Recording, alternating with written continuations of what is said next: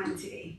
And though I think if we, truth be told, I think we all in this room deserve to take our hats off. Yes. Everyone in this room. What I see all the time, it's like brave people connecting with our traumas, going back, connecting the dots, healing, and it takes courage, you know? It takes courage. Most people don't wanna go there. Most people don't wanna visit there.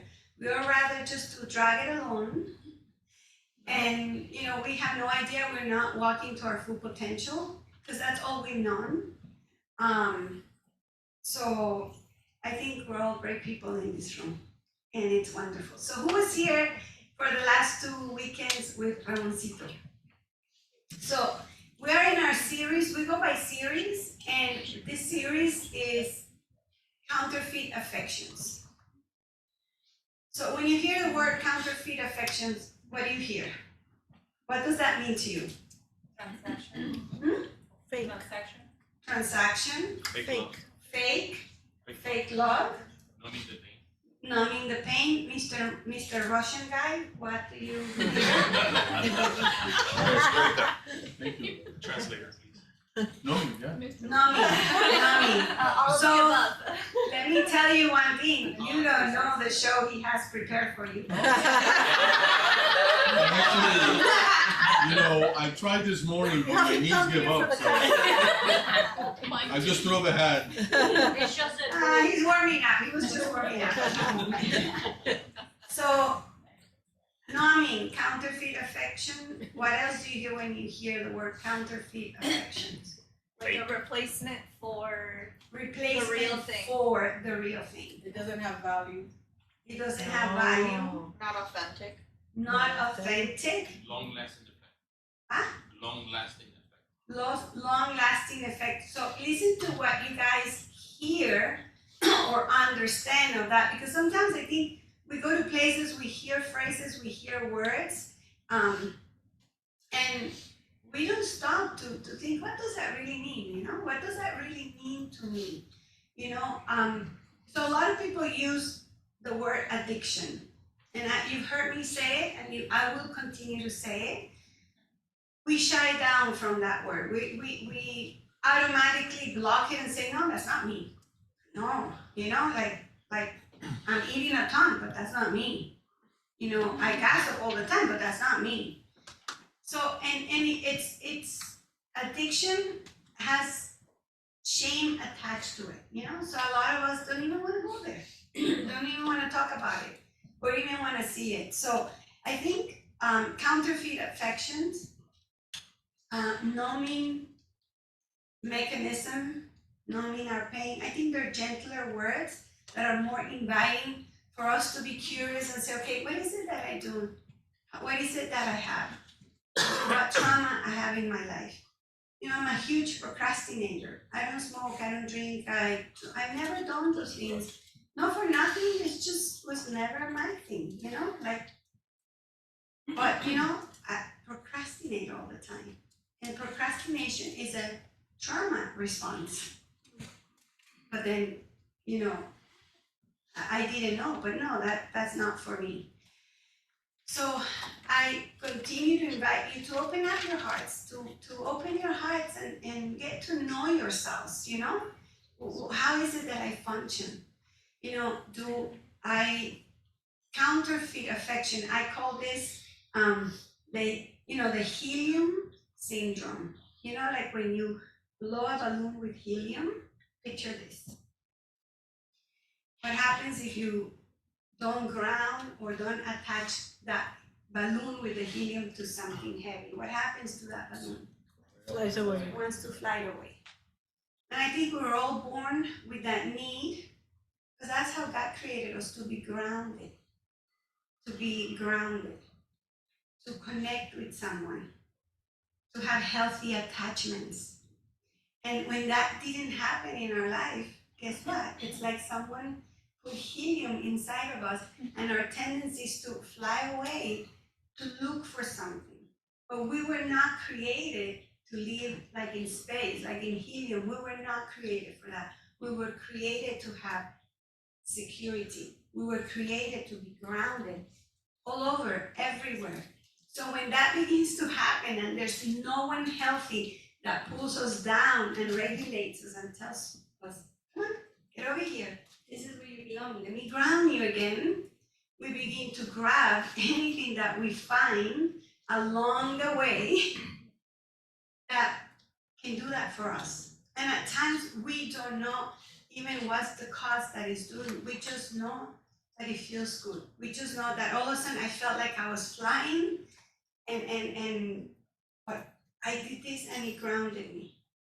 And that's the feeling that we're looking for. Exactly. But then we realize, and we have to come to terms, what have I been grounding myself with when I didn't have healthy adults? Or adults that could do it. Sometimes it's not that they're not even healthy. Sometimes they're busy, they're preoccupied.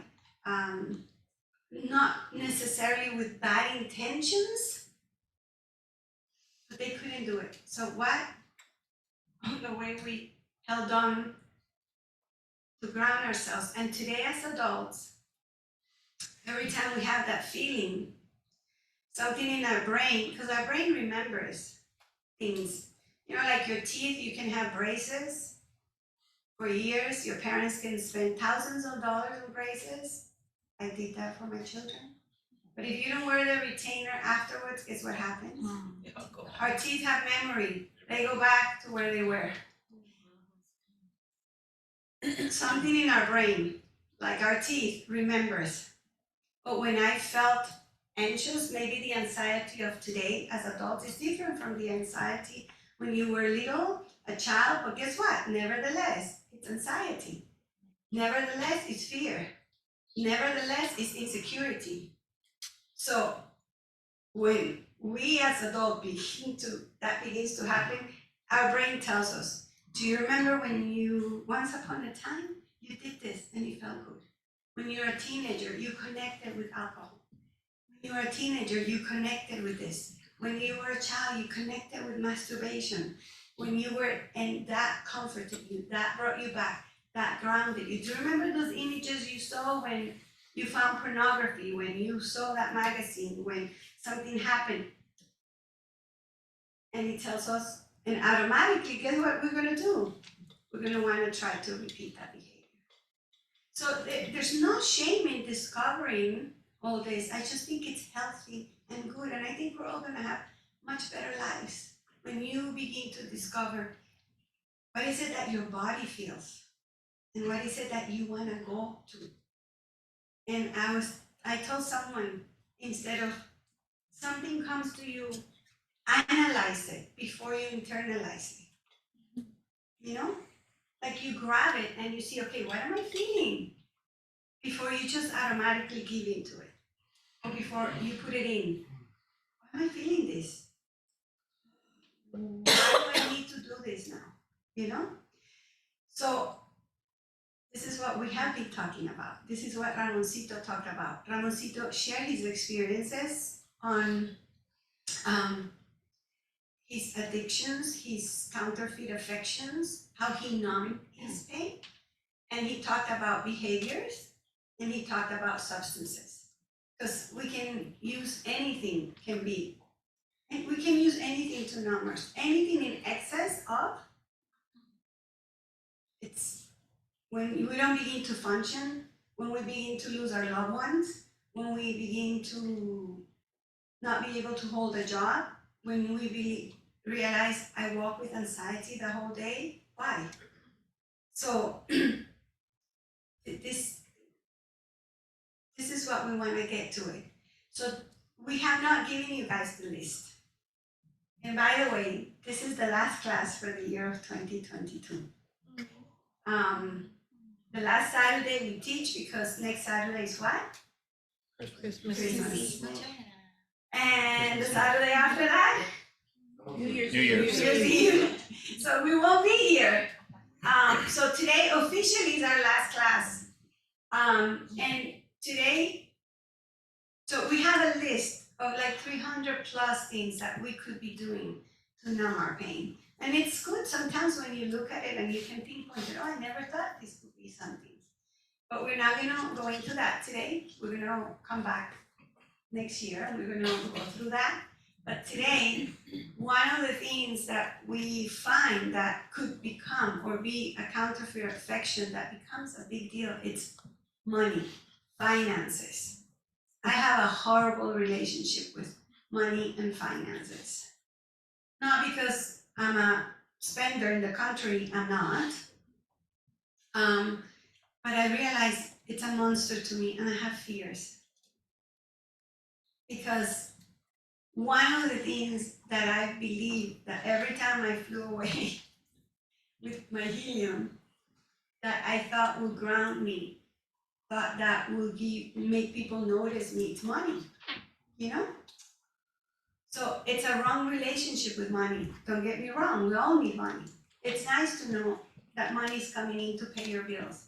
It's nice to know that you can manage money. It's nice to know, so there's a good thing about money like everything else. But I realized that I grew up in a culture that you had money, you were somebody. You had money, you had value. You had money, people saw you. You had money, people wanted to be your friend. You had money, you belong. So that became a counterfeit affection to me.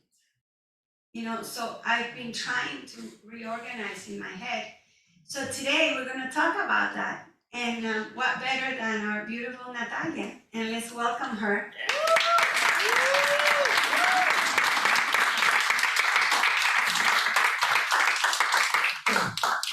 To talk to us about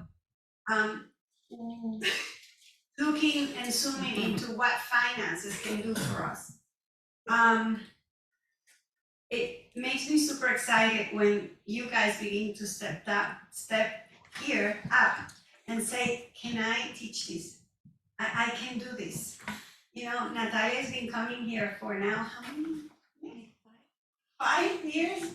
And to have her here today and seeing her journey with money, with finances, see who she is, who she's becoming, and now to receive from her. I've been so excited. I have been super excited to be able to hear about this because I want to learn. This is an area that I'm still organizing.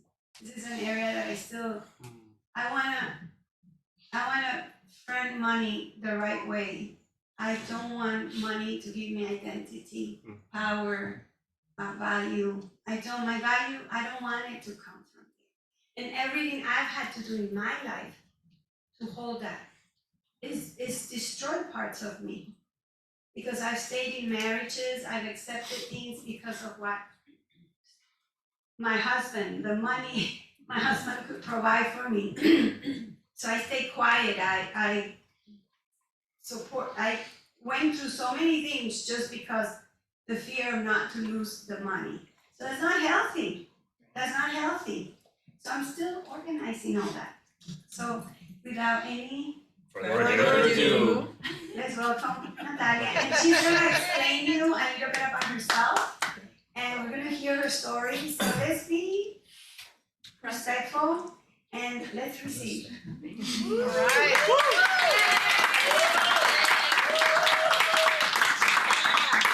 By the way, her sister's in the house. Of course she is. Welcome. Behind you.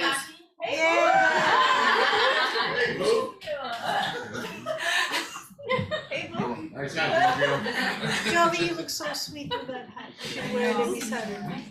Look at your boots. Can you hear me? Yeah? Okay. No. Louder. Yeah, okay. No, the lights, It's on. is that better? Yeah. Yes. Okay. Okay, good morning, everyone. Good morning. My name is Natalia, for those of you who do not know me, but I think I've met everyone here at least once, or almost everyone. So today, I want to talk to you about financial sobriety. I'm very nervous, so please be patient with me. I was telling the team this morning that I had a nightmare last night, and I dreamt that I did a bad job and Maki got mad at me. He didn't let me finish the class. So not because he's the villain though. Maki's not the villain. He loves me very much and I love him very much. Okay, so the title that was given to me was Financial Sobriety. But I actually really love the way it says it here. It says numbing our pain with money. In case you get excited. Okay. I'm not very Pentecostal, but okay, so yeah, so basically what we're gonna talk about today is numbing our pain with money. And I wanna give you my disclaimer, I am not a financial advisor. I am not a financier or anything like that. I am just a woman that has struggled with money her whole life. And you're like, that can't be that long. Yeah, but it's been a struggle. And the same way that Laurita has this like beautiful calling for forgiveness, but forgiveness is not just for her, it's for all of us. I feel like something that has been huge in my life has been financial sobriety. And I'm gonna tell you my story and you might understand why, and hopefully you relate to it. But just because financial sobriety and numbing my pain with money has been in my life a big story, it doesn't mean that it's not part of your story as well. So I am not going to talk about fancy financial terms. I am not going to talk about anything technical. I'm not going to talk about, what kind of investments you should make. I don't really care about that. Because what we do is sometimes we hide behind things that seem sophisticated and we forget to look at the heart, behind all of it. So today I want to talk about the heart behind all of it. Okay, so let's get started. So financial sobriety. What is financial sobriety? So for those of you who don't know me that well, I'm kind of a nerd. And I used to teach people how to do research. So I have my, annotations of where all this information came from. But I'm gonna try my best to not bore you with all of that. So I looked for a couple of definitions, and what I thought interesting, right, was that within the community of sobriety, right, people who are trying to stop doing drugs and people who are trying to stop drinking or becoming codependent, all these communities like this, there is information about financial sobriety. They actually talk about it quite a bit. So I wanted to give you a couple of those definitions, okay? So Work at Health was one of my bigger organizations that I took from. Financial sobriety refers to gaining some control and manageability around our finances. So the way I like to think about it is financial means money. Sobriety means I'm thinking straight while I'm doing this, right? Because my drug of choice in my 20s was drinking. So I'm thinking straight while I'm doing it, I'm not drunk. Okay, next. So something else that I found was super important was that financial sobriety, or numbing our pain with money, right, has a lot to do with our addictions, okay? We kind of separate them, I think. We think that they're two different things, but whatever your poison is, right? Whether it's drugs, alcohol, food, shopping, all of it, you need money to be able to get it, right? I hear plenty of stories of people telling me that they grew up in a house where the addict, maybe a dad or a mom, would spend all the money for the house on alcohol, right? Or on getting high. So they are very connected. So unfortunately, what happens is we kind of fuse the two together. So I thought this quote was really interesting. Once we stop self-destructive behaviors with drugs, alcohol, etc., we uncover how much of our substance use disorders have affected all aspects of our lives. Okay? So we get clean, but we're still making poor decisions with our money. Okay? We're often left with a lack of coping strategies. This is a huge one. Okay? I don't have my drug, or I don't have my food, or I don't have whatever it is anymore. I lack a coping strategy. and I latch on to the thing that's closest to me. Okay? So then we lack coping strategies, we have unresolved traumas, we have co-occurring disorders, which whatever we'll get into that, dysfunctional relationships and financial challenges. Okay? So it's all connected. Okay? I just want to say that because a lot of times we're like, I'm fine. I used to think I was fine too. When I got here, I thought, my family's nice. You know what I mean? Like, I'm doing great. And then, yeah. Oh, it we wasn't couldn't that. touch it. We couldn't touch No, it. and it's, the thing is that we're so full of shame. Okay? We're so full of shame that we hide it. We hide what's really going on financially. And it's very, you know, oh, it's very faux pas to talk about money. And I know that I'm gonna stand here and I'm gonna talk about money and I'm gonna tell you my story and people are gonna get upset with me. If you do, just pretend you're not, lie to me, okay? Lie to me. But because why? Why? Because we have so much shame. We have a lot of shame. Okay, let's keep going. We'll get into it. Okay, so super important disclaimer as well. Financial sobriety is not being cheap. Yay. Okay? It's not being cheap Or poor. or poor or being a saver. I think I put here hoarding. Yeah, financially hoarding. Have you met people who financially hoard? Yes. Are you a person that financially hoards? That sounds like a commercial, no? I wish. So we look at people who are really cheap and stingy, or they save every penny we get, and we're like, wow. Nope, that's not a financially sober person necessarily. Financial sobriety is not a wealthy person. Oh, they have a lot of money, they must be financially sober. Not necessarily. Because remember what I said, it's not about what we see on the outside.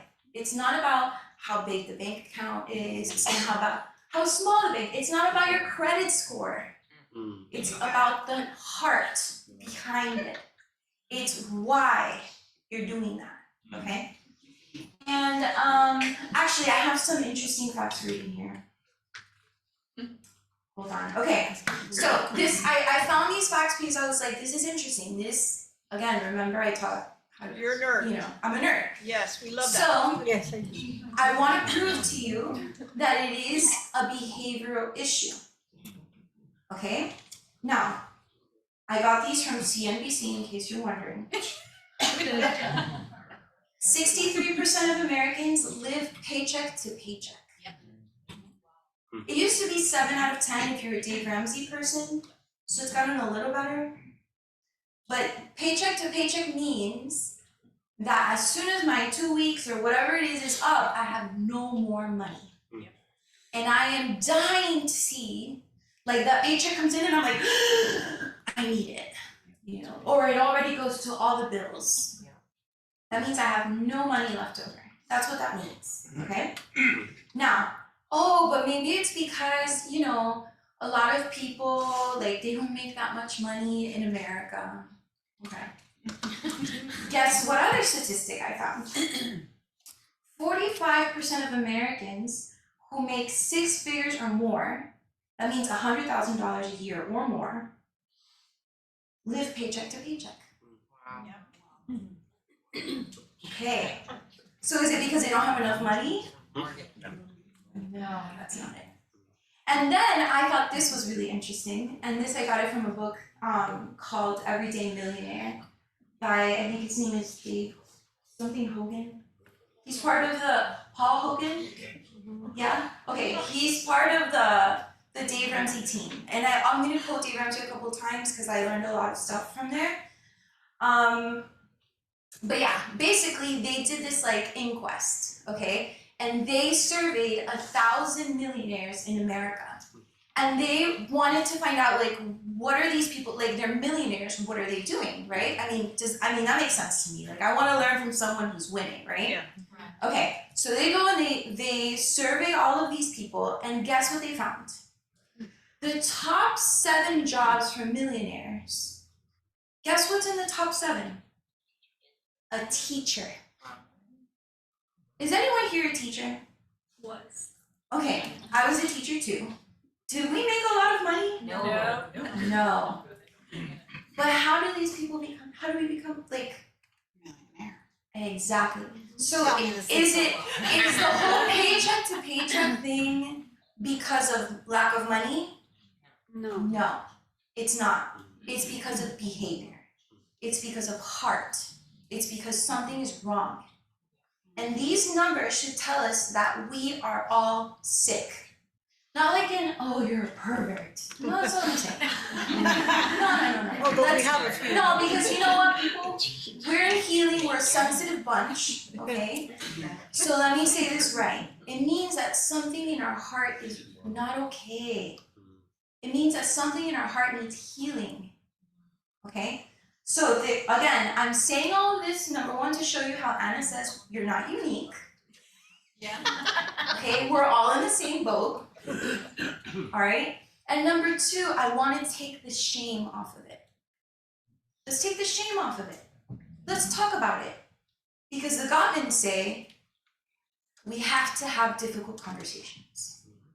We need to have uncomfortable conversations. And this is uncomfortable, so let's talk about it. Okay? All right, so here we go. Next slide, I'm ready. Okay, so financial sobriety means, this is a big one. We take responsibility for our lives and the decisions we make. I can't tell you how many times I hear people say, yeah, because our society, because social media, because, you know, it's just, you know, okay, yeah, the government, Oh, Lockheed. yeah, Lockheed's fault, it's Lockheed's fault. It's because Giorgio triggers me. Okay, no, Getting hot in here. we're not doing that. We're not doing that. Why? Because we take responsibility. I have a buttload of student loan debt. Yes, that is a formal unit of measurement. A buttload. I have a lot of student loan debt. And I have spent probably the last 15 years of my life blaming my parents for it. Because my parents failed me. Because they should have told me not to do that. Because they were the ones that told me to go to, and they did, but now it's my responsibility. Now it's my responsibility.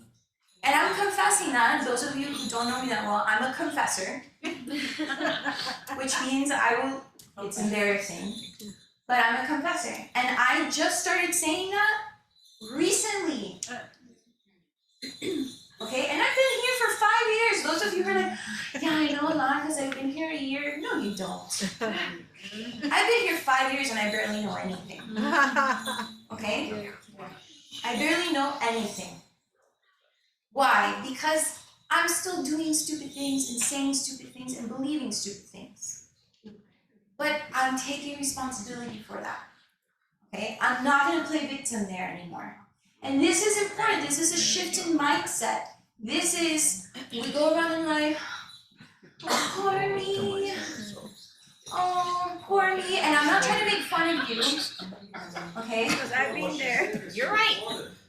It's so distracting. I'm not even gonna try to pretend it's not there. It's very Can distracting. you say it again?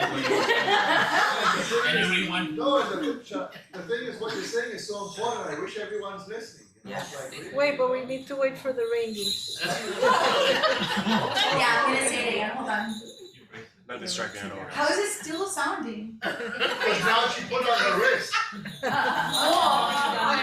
It's okay. Put it down. Just put it down. Put it down. Alright, it's okay. It's okay. Alright. Okay, it's okay. We're good. I don't do well with interruptions. You're doing great. Okay, thank you. Okay, so this is a shift in mindset, right? I'm responsible. This means I'm not going around saying, oh, life happens to me. No, I happen to life. Life happens for me, right? things happen for me. I can do this. I have power over my situation. Okay? And that's what's so dangerous about victim mentality.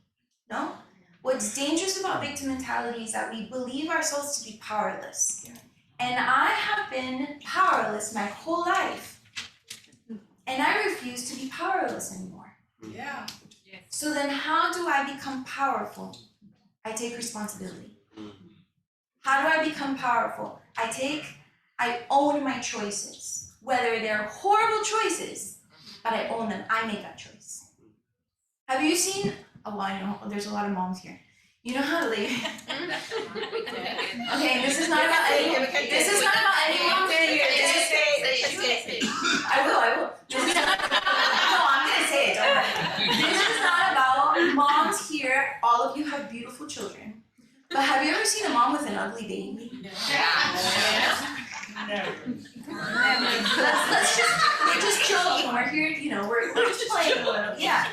But they're like, but that's my kid. Why? Because that's your kid. You have responsibility and ownership over that child no matter what the kid looks like. Okay? So even if your decisions are ugly, that's my decision. Okay? I am loving this. Yeah, no, but it's the same thing. That's my decision. Triggers. Okay, so, now this is something important, and this is something Giovanna told me several months ago. I have been going through an angry teenager stage. Some of you know if you've been in group with me, because I haven't been quiet about it. And something that she told me served me so much, okay? Now, we're here to heal, but I don't know if you guys knew this, when you heal, you grow up. Yes. Right? Okay, you heal, you grow up. Now, does that mean I'm already a grown-up? No. I'm still very much stunted in a lot of ways, okay? But one of the things that came out was this angry teenager. And Giovanna sat me down and she said, an angry teenager cannot handle your marriage. An angry teenager cannot run your business. An angry teenager cannot manage your finances. Okay? So, part of being financially sober, part of taking responsibility, is admitting to ourselves, you know what, in this place, I'm an angry teenager. In this place, I'm a spoiled little kid. And you know what? I see that and I can't let that spoiled child control the situation. Would you give your tiny little spoiled child the keys to a car? Right. They would destroy themselves and the car, but the car doesn't matter, themselves. Okay? And we use that analogy like, oh, well, God is not gonna give you. No. Let's, with ourselves, okay? What boundaries do we have with ourselves? I'm making this decision out of angry teenager. This is not a good decision. I am having, this is a true story, I am having pizza rolls and sangria for dinner. This happened, what, a year ago? That we had that for dinner? Yeah. Why? Because I'm a spoiled child with money. Right? No, but let's admit it. Yeah. Let's admit it. Because How you many can. times do we? Because I can. Right. Because I deserve it. Because I work hard. Okay. Because no one can tell me no. Because no one can tell me no. Yes, you can tell yourself no. Right? You can. I believe in you. Okay, so. Keep it real. Yeah. No, you know I will. Okay, next Or one. Wendy's. Oh, okay. Oh, I feel attacked. Even I felt that one. Okay, Why are you looking at me, JG?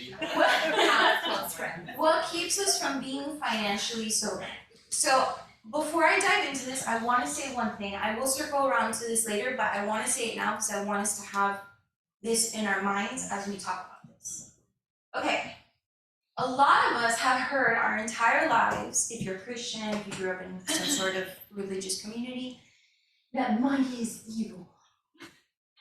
Have you heard that before? Yes. The root of all evil. The root of, not just evil, the root of all evil. That sounds so dramatic. And I love drama. But that's like really dramatic. And, no, I really do. And, yes. Which is the truth. Correct. That's it. But I want to tell you, this is heavier than I thought it was going to be. I want to tell you that money is like this brick. Okay? What can we use this brick for? Building. To build. Okay? If we build a hospital or an orphanage, is that good? Yes. Does that mean the brick is good? Yes. Maybe.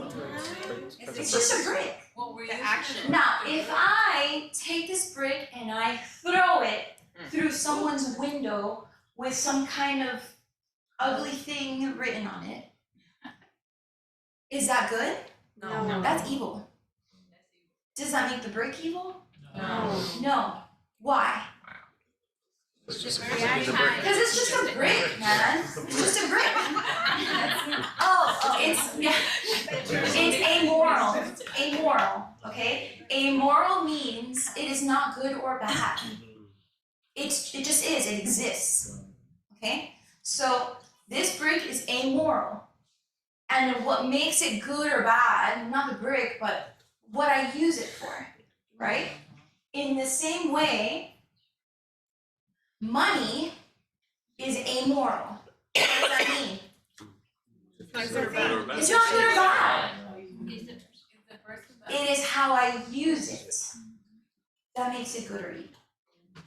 Okay? So we got that? Yes. Perfect. So, what keeps us? Teacher you are. Yes. Can you teach more often? Oh, I don't know. Okay, so what keeps us from being financially sober? All right, here we go. First one. The examples we are given. Oof. Okay. Number one, with this. Our parents are responsible, or whoever our guardian is, whatever, okay, is responsible for preparing us for life. Not school, but I'm not going to get into that because that's a whole discussion. It is our parents who are responsible. And if that parent or guardian does not do that, sometimes if we're lucky, another parental figure will take us under their wing and show us, okay? But it is on our parents to do that. A lot of us here were not taught to do things in a gentle and loving way. When my mom and I would set the table, I was very small, I couldn't even reach the table. But I was a very proactive person. I wanted to help with everything.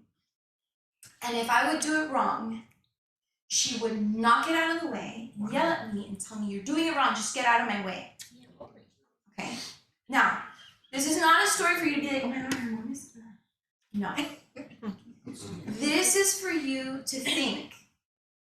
Did your parents have patience with you to teach you new things? No. Does that story sound familiar to anyone? Yes. Maybe not with setting the table, but maybe in other things. Breathing. Yeah. So it could be that the reason a lot of us are not financially sober is because we were never taught properly how to handle money, how to relate to money. Okay? Now, that is like the most obvious one. But then there are other examples, okay? And this is where I want to get into my story. So I grew up, I'm the eldest of two. It's my younger sister over there. And my younger sister was born when I was 3.5 years old. So, from the moment my mom was pregnant with my sister, my mother was training me to be an independent person. Can you be independent at 3 years old? No. Okay, no. My mom thought she was doing me a service But in reality, and this is so important. In reality, she was making me grow up before I knew how to, before I had the capacity to. Okay? Aside from that, I also started from 3.5 years old feeling this huge sense of responsibility for another life. I don't know if there's older siblings here, or maybe it's not an older sibling thing, but sometimes we have to play adult when we're not an adult, whether to a younger sibling, whether to our parents, a parent, ourselves, okay? Aside from that,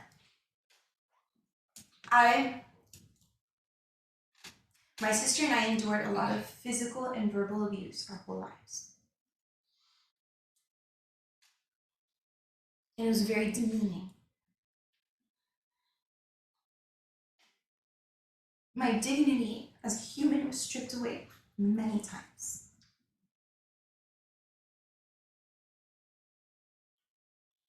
I watched my mom and dad play fast and loose with their money.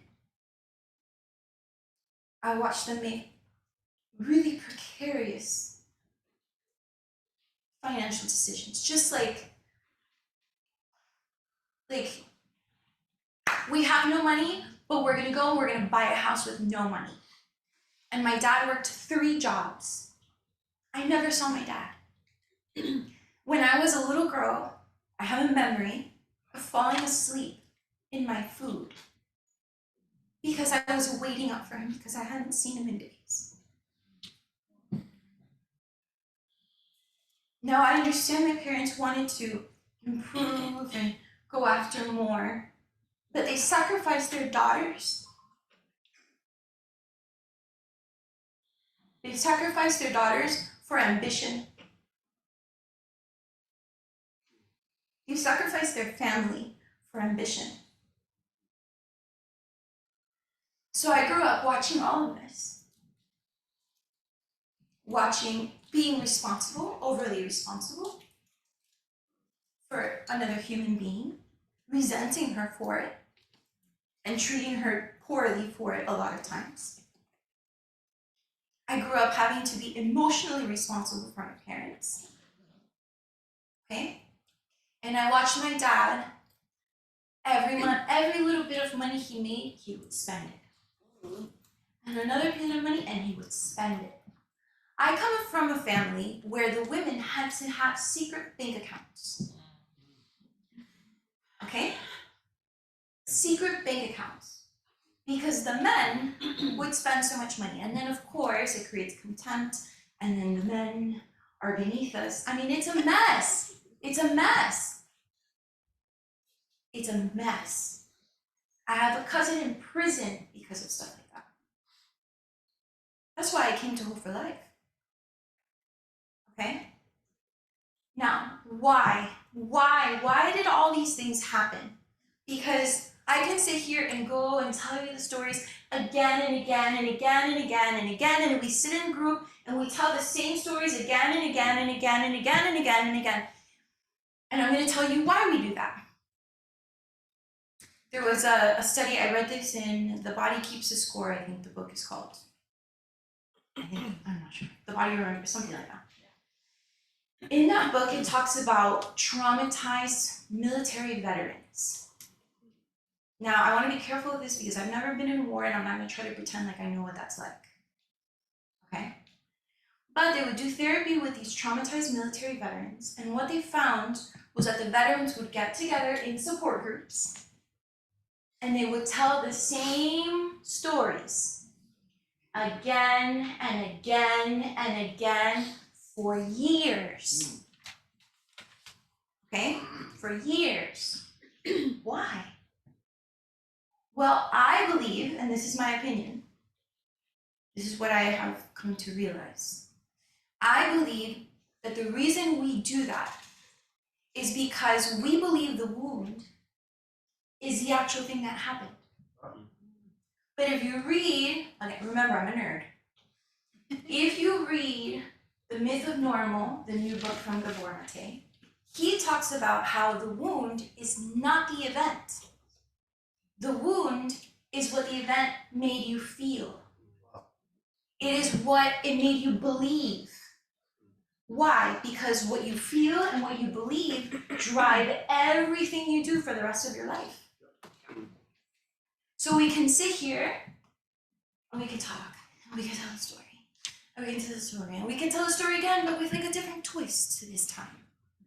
Or it's the same thing, but I repeat it with different people. Okay? Yep. Okay?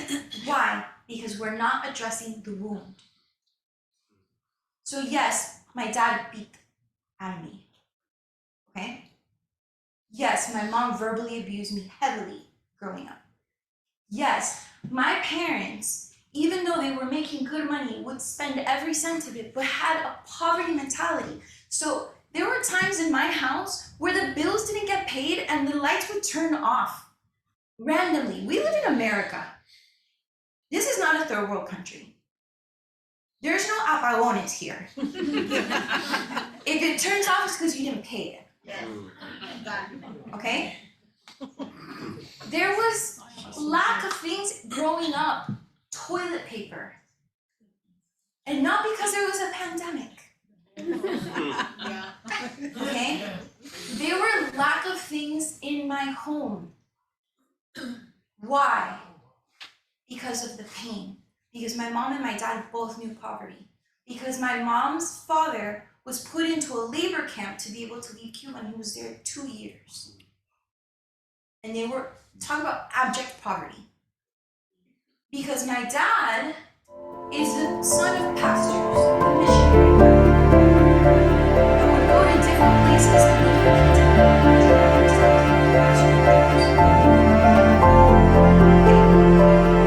So this is the pain that my mom and dad grew up with.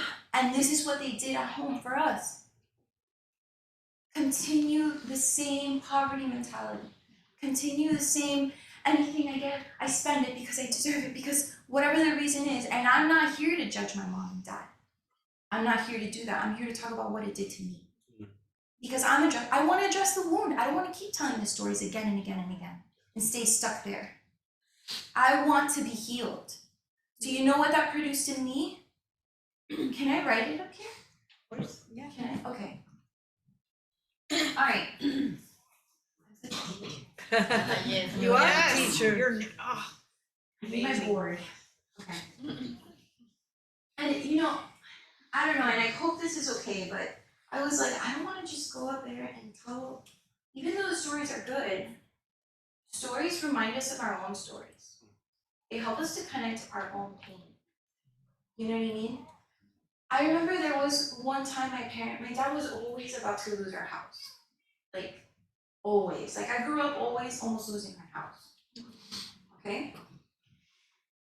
Because they were bad at paying bills on time, man. Like, talk about procrastination, you know? And I remember that I was already maybe like 20. And I had to sell all of my quinceañera jewelry and some of hers to get the money to save our house. And a couple months later, he was in the same boat again. Okay?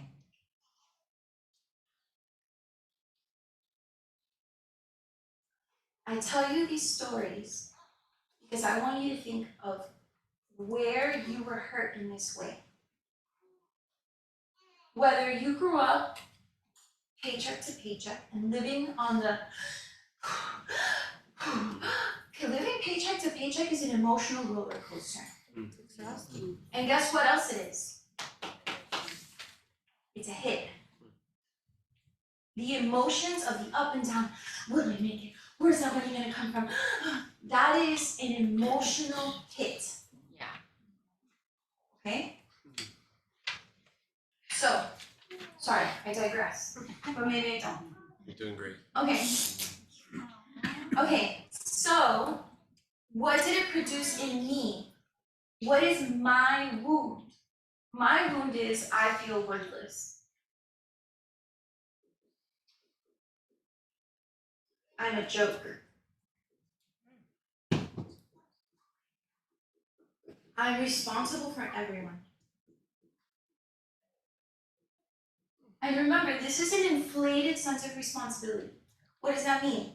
That it's like, I'm taking on more responsibility than I actually should. It's not a normal look at things. Have you ever looked through those glasses that it's like, ooh, it just like augment, like it just it distorts, right? That's the perfect word, thank you. This sense of responsibility is broken and distorted. Okay? There's a healthy sense of responsibility where I take ownership of my things, but then there's an unhealthy sense of responsibility where I feel like, oh, Ashley's emotions they're I have to be okay because I have to make sure she feels okay. That's an inflated sense of responsibility. Unrealistic. It's unrealistic, right? So, worthless, I'm a joke, I'm responsible, okay? I need to prove myself. And these are my wounds. This is not all of them, this is a very short list, trust me. Like I said, I've been here 5 years, I'm still working on this. It's a long list, okay? But these things, guess what I did?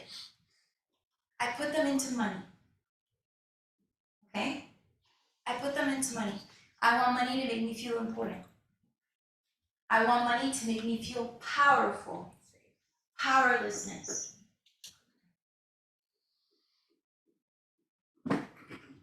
Safety. Do you think you feel safe when the lights could go off at any moment?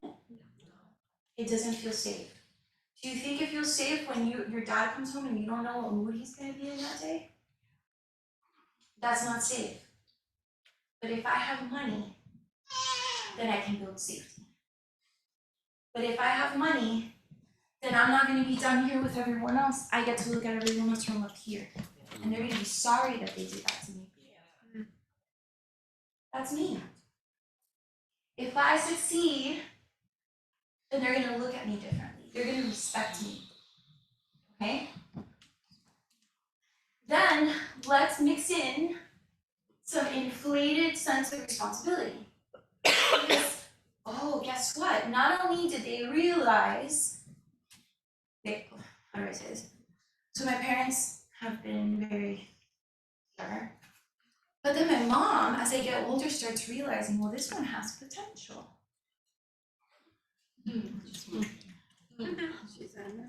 And she's a nerd.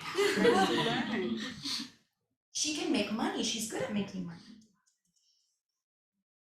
So I have heard, first I heard, what you want to do with your life is stupid. Go get a real job. Okay? That was what I heard from 17 to mid-20s, let's say, right? And then it was like, oh, she might have something here. Well, you're gonna retire me. Yes. You're gonna take care of me. And guess what that mixes in with? I've already been emotionally responsible for them my whole life. So let's just layer on some financial responsibility too. Because they haven't saved for their retirement. So I'm their retirement plan. Okay? And that I'm not the only person this happens to. How many people come here from other countries? Okay? And they don't, oh, I'm gonna get this job because I'm gonna send my kid to school and my kid is gonna take care of me. My kid is gonna get us out of poverty. Okay? Sorry if I'm stepping on any toes. But Sorry, not sorry. not so many.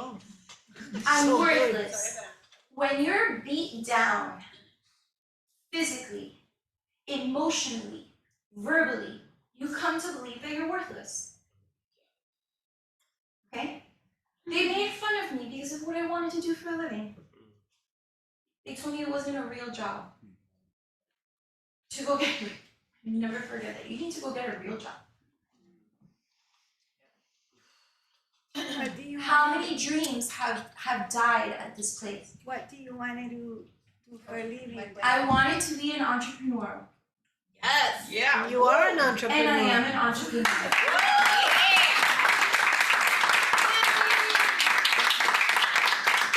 But it's taken me a long time to get here because of all the stuff that I believed, because of my trauma, because of my wounds, you know? I would draw, these are my confessions.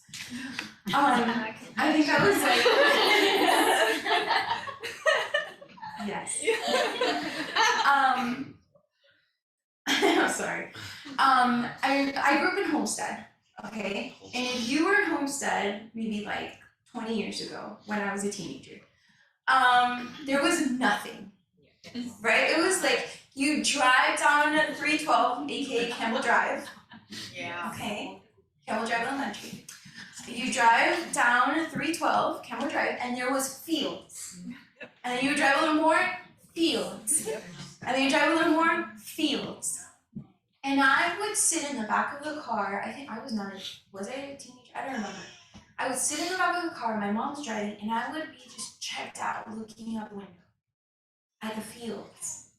But you know what I would see? Businesses. And I'd be like, and I would go home, because I'm a nerd. I would go home and I would, stuff you remember this probably. Excuse me. I would draw my ideas. Oh, you're amazing. In this field, they should put this business. And if they put this business in this business, this would make money because the people in this area like this. Who thinks like that? You're an entrepreneur. An entrepreneur. Yeah. Entrepreneur. Sorry, water break. Very.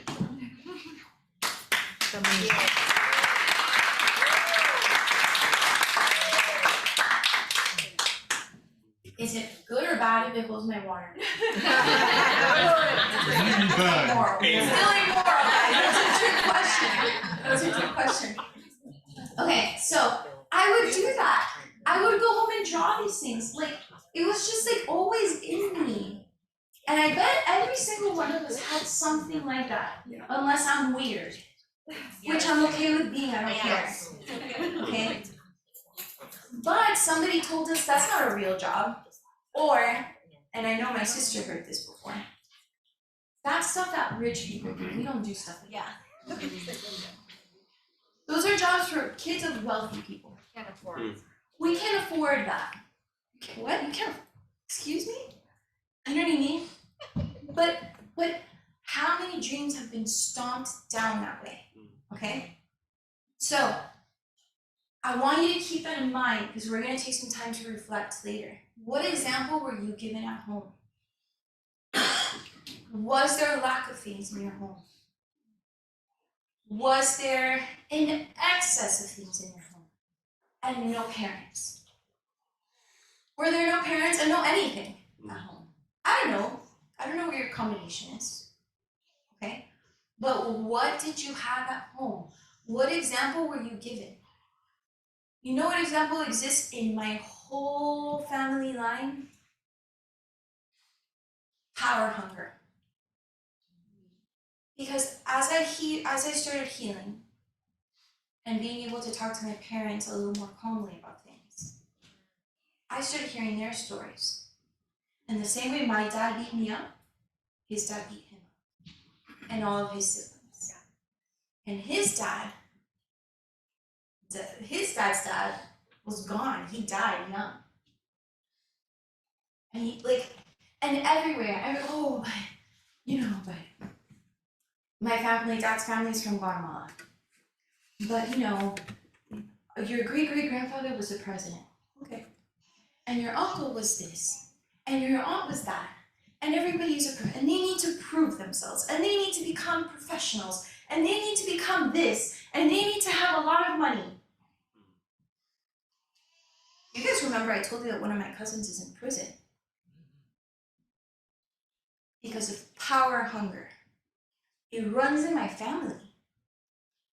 Why? Because everybody was beat down and they felt powerless. So what does this become? Power hunger. I will take power any way I can because I have been powerless my whole life. And the example that we were given of power growing up was this dominating authority that hurt us. So now I become the powerful one. And I dominate and I hurt others. It's the only way I've seen that power exists in my world. With screaming, with hitting, with insulting, with money. Okay? So, what is your story? What did you see growing up? How was money involved, or how was it not involved in it? My sense of powerlessness did not come from money. It came from my dad beating me. It came from my mom belittling me. There was no money in that. But where did I play it out? Money. With money. Okay? So, let's keep going. Alright, the next one. Oh, you see, I already gave you a sneak preview. Money is an immoral thing. Okay. So the way we view money and work. This is so important because this is another example that we're given. Okay? How do we see money and work? How did we watch our parents relate to money? Did we watch our parents be broke, or a parent, whatever, be broke and be like, I am so holy because I'm broke? Yeah. My mom would say she's humble. Oh yeah. Oh, exactly. Oh, you know, I serve the Lord, so I don't have any money.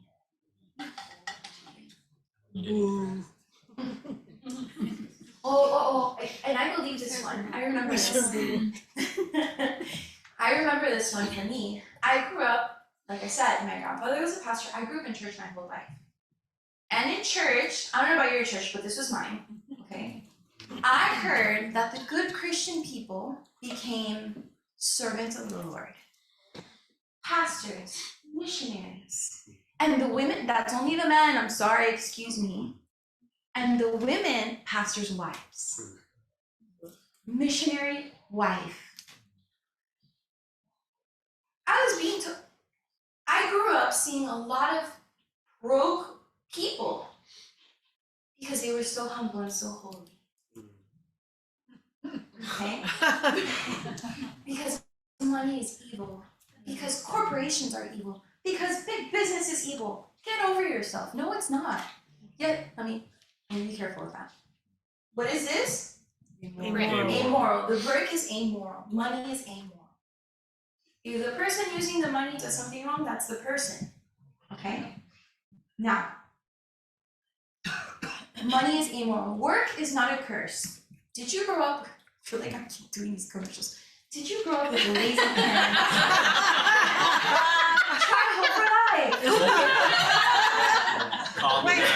Let me do it. Let me record that part. Yes, get that. Do it. It's the right crowd. Did you grow up with the lazy parents? Try Hope4Life.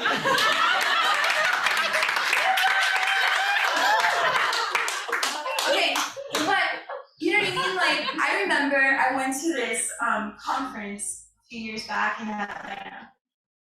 And it was in, it's like a mega church in the outskirts of Atlanta, led by Bishop Dale C. Bronner, I think his name is. That's very specific, but whatever. The point is, I met someone there, and he was a pastor for youth, and he worked with this man's church, right? This mega church. And his job was to go into schools and talk to the kids about their future. Like, okay, so what's your plan for the future? And I remember he told me, he was like, you know, I go to these schools, and they're poor schools, okay? And when you talk to the kids, their life plan is to get on welfare. Yeah. Okay? Now, this is not some kind of, oh my God, poor people are something. No. Because how are you trying to get a free thing out of life? How are you trying to get away with doing barely nothing, okay, but getting the most out of it? Because we can sit here and we can judge people who have been stuck in generational poverty, which might be someone here. Or we can realize that the soup we grew up in, even if we get out of soup, we smell like it. Okay? So, if in your home, work was seen as something that we want to not do. I have so many stories, I can't even. I remember being at a friend's baby shower, and her husband, these people are young, guys, and her husband says to me, I just, I wanna rent out our apartment and make an astronomical amount of money from renting out the apartment. And then I want to buy other properties and rent them out because I don't want to work anymore. And I'm like, okay. And I kept thinking, bro, you're young. Like, what are you gonna do? You're gonna get bored. But whatever, that's it. But I say that to say a lot of times we see work as a curse. It's a burden, okay? And that is a lie. That is a lie. I'm gonna say it again, it's a lie. Okay, it's a lie. It's not true. Work is not a curse. Work is also, we'll get into that later. But I wanted to make this differentiation. Work is not a curse. Working from a place of striving is a curse. When I'm working out of this place, I work and I make money to feel more worthy. I work and I make money to prove I'm not a joke. I work and I make money because I'm responsible for retiring my whole family and I'm gonna crawl and everybody's gonna be standing on my back. You know what I mean? I work because I need to prove myself. I work because I want to gain power. I work because I want to gain safety. That is the curse. Because work will never give you any of these things. It won't. And even if it does, it will never be enough. It will never be enough. It will be this gaping hole that we fill in. What was that cartoon? Was it Kirby? Yeah, swallows everything. And he's like, that pink thing, the pink meat. That's how we get. That's how we get. Do I have to stop already? 45. You're off. Flow, Okay. Yes. flow. Okay. Okay, so why are we not financially sober? Examples we are given, the way we view money and work. Wait, actually before we move on, I want to say this too. Hustle culture ruins this. Because it's not just being lazy, and this is me, I'm guilty of this, it's hustle, and there's like a badge of pride from being a hustler. I used to have a t-shirt that said, hustle hard, and I'm so proud. And as an entrepreneur, but like I would go to these events, I don't even network with entrepreneurs anymore because everybody's comparing to see who was coding the longest and who was, how many lines of code did you write? And I don't go out anymore, I work through weekends too, and it's a badge of pride. Okay?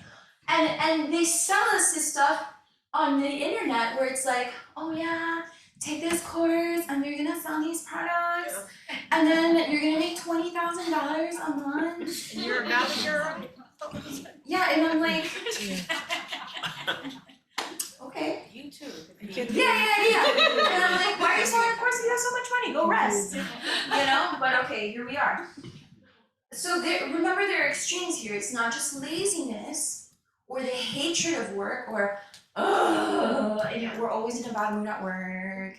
No, it's also this striving, this constant striving. That is also unhealthy, okay? Right, the heart. Okay. Yes, I'm ready for the next one. This is so good. We have a victim mentality. That's 3, right?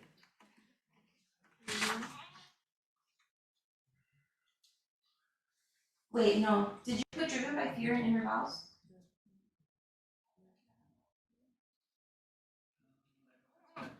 Okay, pretend it's there. Visualize it. Pretend it's there. We see it. Visualize it. Visualize. Say it again. Use your Driven by fear and inner vows. I'm gonna say it again. Okay, driven by fear and inner vows. Oh, yeah. Yes, I know, me too. Okay, so this keeps going again back to the wounds, right? I'm driven by fear. Why? Because I have to prove I'm worthy. I'm afraid because I don't want to have my lights turned off. I'm afraid because I don't want to go broke and have to move in with my parents because how shameful. I'm afraid because I'll never amount to anything, just like they said I would. So guess what? I create inner vows. What is an inner vow? It's a promise to yourself. It's a promise I make to myself. A vow is a promise. Inner, I say it inside me, right? Inner vow. What is the inner vow? I'm going to tell you mine because I'm a confessor, okay? My inner vows is I'm never going to be like my parents. Very dangerous. Okay? Another inner vow for me is I'm going to show them. They're going to regret the way they've treated me. They're going to regret the way they've treated me. Okay? I'm gonna make money so they respect me. Right. Oh yeah. My mom, it's weird, right? It's like, I don't want to support her. And I would sabotage myself in my own business and financially so that I wouldn't have to be responsible for it. Like if I'm as broke as you, I can't help you. Yeah. Okay? But also, part of me wants to succeed because then she'll grovel. Because then I'm the one with power. Because then I'm the one in control. How many spouses control money to have control over their spouse?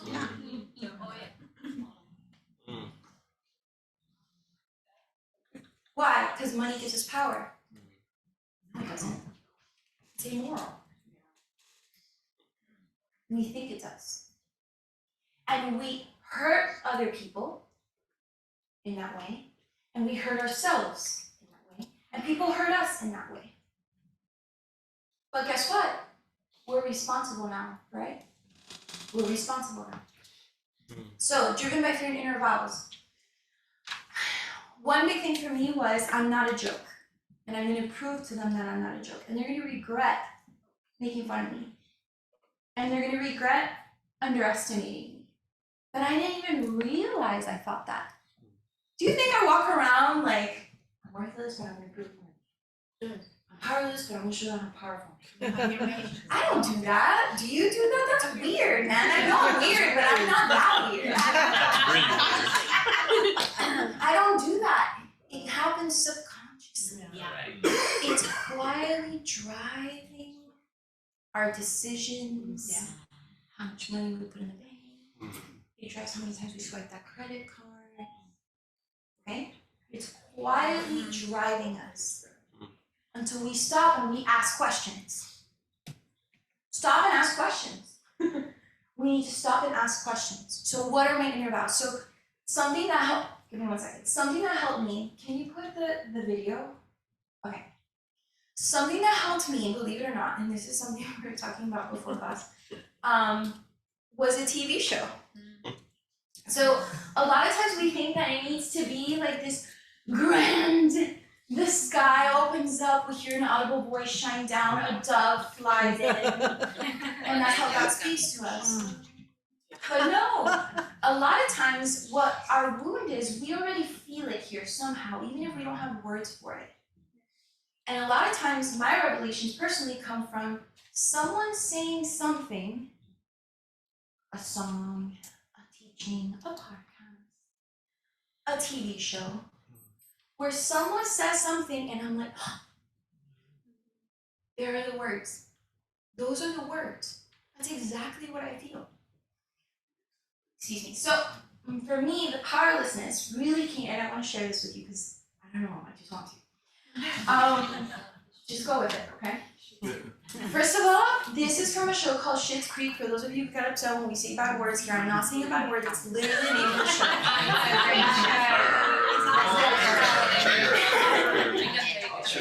Okay. have not seen it, I'm gonna give you a very quick synopsis, okay? It's this family that they're very wealthy and they lose everything. I'm talking about everything. From like Okay. one day to the next. Yes, from That's one so day to the good. next, turns out some like their business manager stole their money, whatever, and they have to move to this like podunk, like little town in the middle of nowhere called Schitt's Creek. That's what that it's amazing. It's a great show. I've seen it so many times. I'm not even embarrassed to say that. Yeah, I can't wait to see it again. Okay, so mind you, these people have lost everything. Okay, and they've grown up wealthy. Like these kids, like the kids, they're 30, whatever. Yeah. They're not kids. But they grew up wealthy, having everything they wanted, gallivanting around the world, blah blah blah. And then they lose everything and they're stuck in this horrible town. And in this particular episode, I remember watching it and like tearing up in this scene. And then I watched it again. And I watched it again. And I watched it again. And I'm like, why am I so moved by this? It's a funny show. Why am I moved? And I realized that he is saying what I feel. He gave me words. He put words to something that I think a lot of us feel.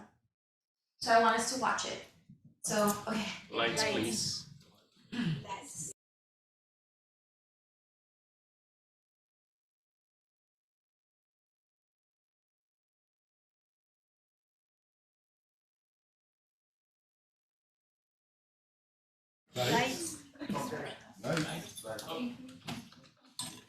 Wait.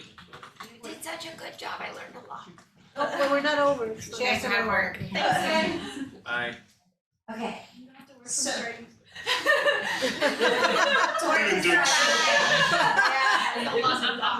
Work is not bad. I just want to prove that I'm not a joke. I want to prove that I won.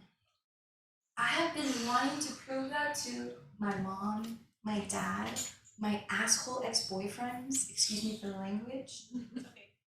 For those friends that treated me like garbage because they thought I was beneath them. Friends. To the teacher who is a racist piece of garbage to me in the first grade and shamed me in front of the whole school because I was the only Hispanic in the class. I wanted to prove to every person that I win. And that is what had been driving me and still drives me. To this day, I still struggle with that. I'm not standing here because I have it figured out. I'm standing here because I've been struggling with it and I want to tell you about it. Because I bet you're struggling too. Okay? And then finally, victim mentality. That one is actually there. We don't have to pretend anymore. Victim mentality. And this is the opposite of taking responsibility. I have a buttload of student loans because my parents, blah, blah, blah. I have poor financial, blah, blah, blah, because, my parents and my neighbor. And do you know that I had an ex-boyfriend who stole thousands upon thousands of dollars from me? Yes. Who? We took care of it.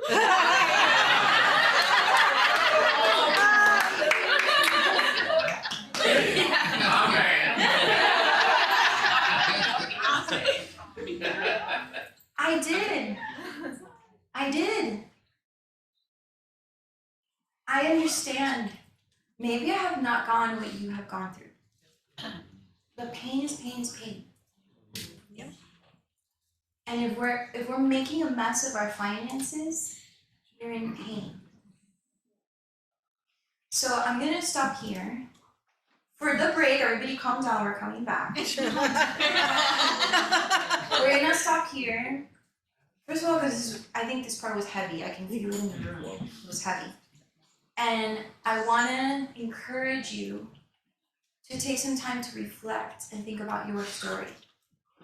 Think about your story, okay?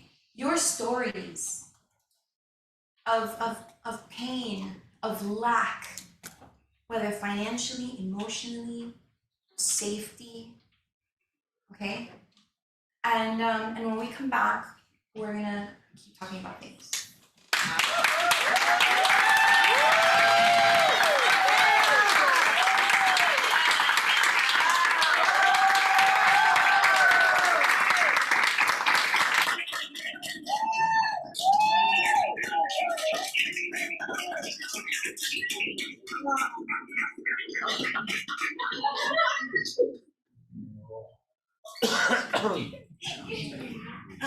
Ramiro's. I think, We're going to the John. I think what Natalia said, we're gonna stop because I feel it. I think it's going in, you know? Oh, yeah. Yes. I think you can connect so much, you know, to it, you know?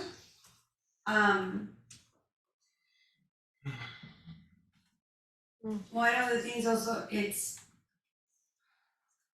family value, you know, family loyalties, you know? Family loyalties. Can I say something about that? Sorry. I'll say a thing. A couple years ago, I moved, like I said, I grew up in Homestead. Come here. You have to say. We had, because my parents already sold it. This old house built in like the 1920s, 1930s. Always had termites, always falling apart. It was a mess, you know?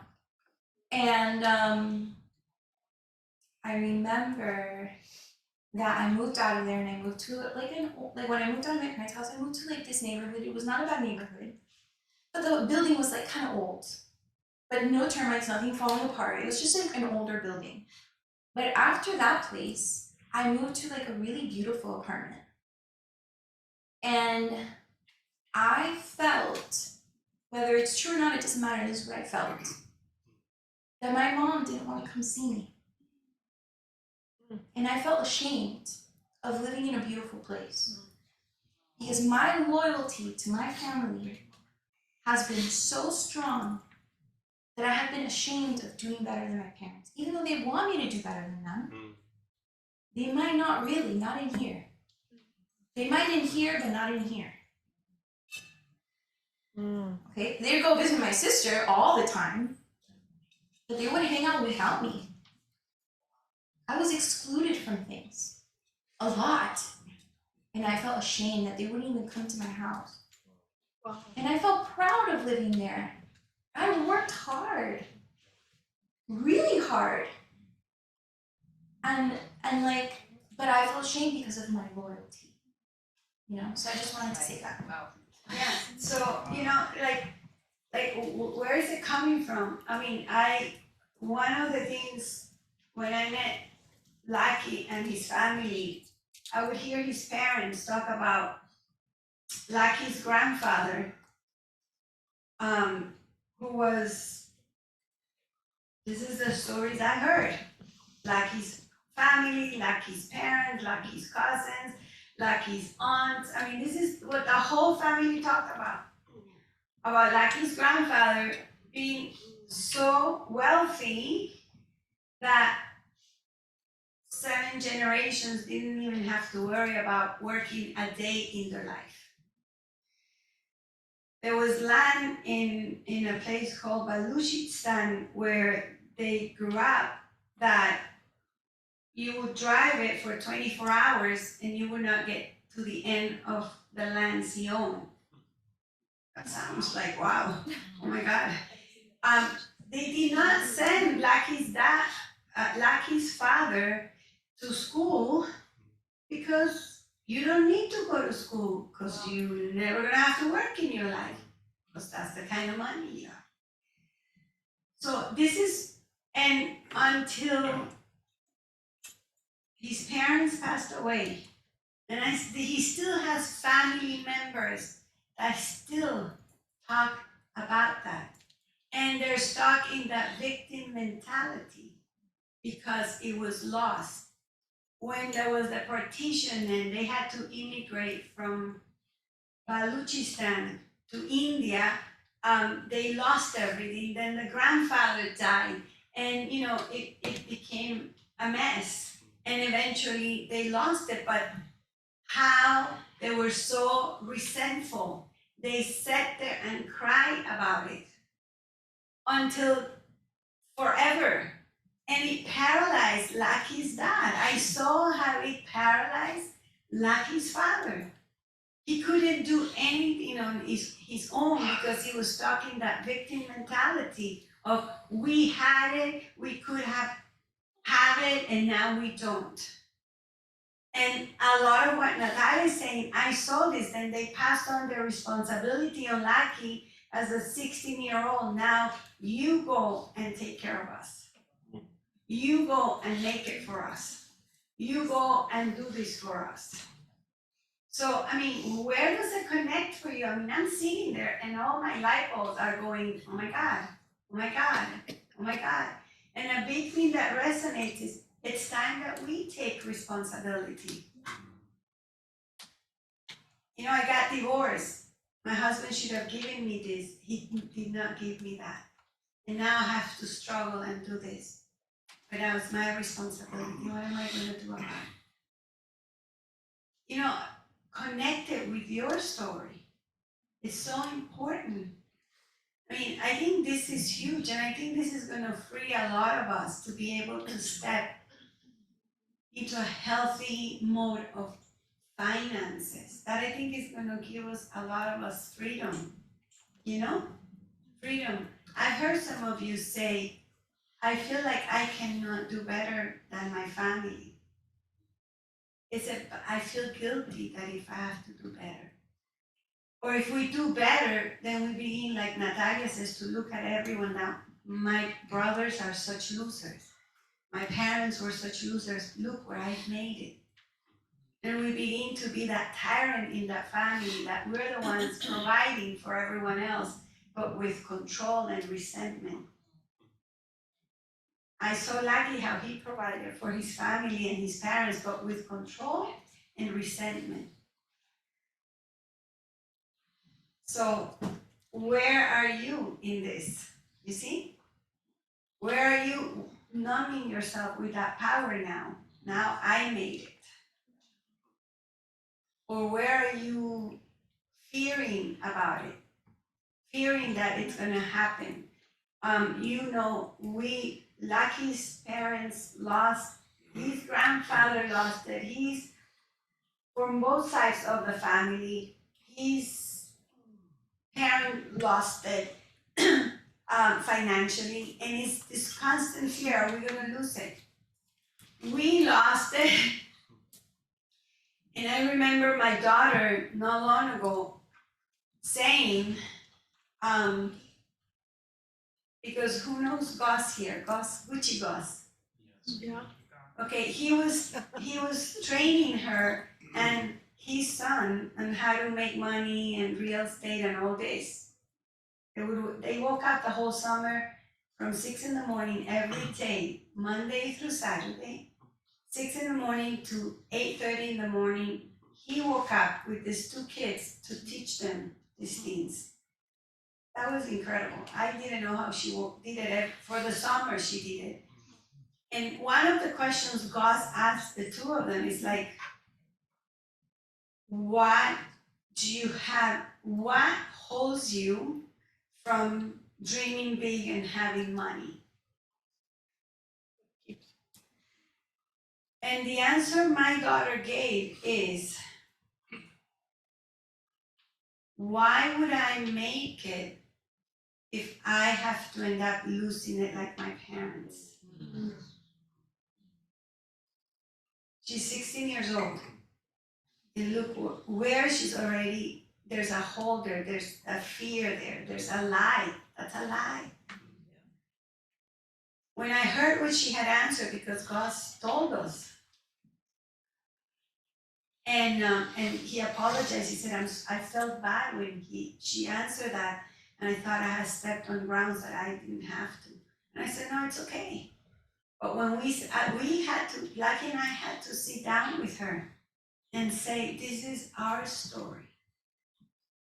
See, we remove, you see, how many of us had someone to come at that age when you begin to believe all these things and tells you that's not true. We were able to sit down with her and we said, that's not true. You don't have to make it, to lose it. This is our story. This is what you heard, but it's not true. You're free to make it, and you're free to make your own decisions and keep it and enjoy it. We were able to remove that lie from her. So, we Can I got, say something? sure. I'm gonna say something about Prem. Is that okay? I don't know. I guess it's too late. No, because you know, many people have heard our stories. Everybody. Many people. What exaggeration that is. And you know, I remember when we first met Prem, you know, we come from similar cultures, blah, blah, blah. And he said, huh? Oh, sorry. Okay, whatever. And he said, and I heard in the background, and he said it actually to me once. So to get emotionally sober, I have to be like, you guys lose everything financially and end up homeless. And we said, no. But these are things, you see, we don't talk about all this shit. We think it, and we think if we don't talk about it, nothing's gonna happen. And what I love is we can talk about everything here. But like everything. You can even all tell me what you're thinking about me. So I just wanted to share that thought because this is very real. We're all stuck. And this is brilliant. I'm sitting there and I'm having, wow, this is really good, I'm thinking. She's doing better than me. Just dangerous. I want to say something too. When we met Prem, and I began to hear Prem's family background and story, Yeah. it resonated so much in me to understand like his family's dynamic and how they did things. Because this is, you see, careful, this is not only a family system, this is a culture and a society system. Yes. And I could, so some of us here, Natalia said my mom's Cuban, my father from Guatemala, I'm from Nicaragua. They're seeing these from India. And when I would hear Prem's stories, it's like, this is how Lucky's family think. This is what Lucky's family did. So this is not something also is planted to us by our family system, mom, dad, or how we grew up. It's also it's a cultural, what culture you come from.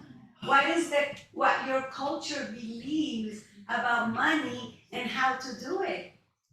And I think most of us have heard all of our lives that with money, we're gonna get all this result. Who hasn't heard that? No, and the funny thing is, and you've all heard it 1,000 times because 1 or 2 or 3, I had millions, not today. Joanna was disqualified. Yes. I had millions from 20 to 35 years. And I was worthless, and I was a joke, and I was irresponsible, and I had to prove myself. I mean, so money does nothing. It actually even adds more shame to the shame. Yeah? If you don't know how to handle it, right? Yeah. And the truth is we don't know how to eat properly. Yeah. We don't know how to watch porn properly. We don't know how to drink properly. We don't know how to do anything properly. We're addicts. We don't know how to work properly. We don't know how to save properly. We don't know how to do. We go from one mad extreme to the other.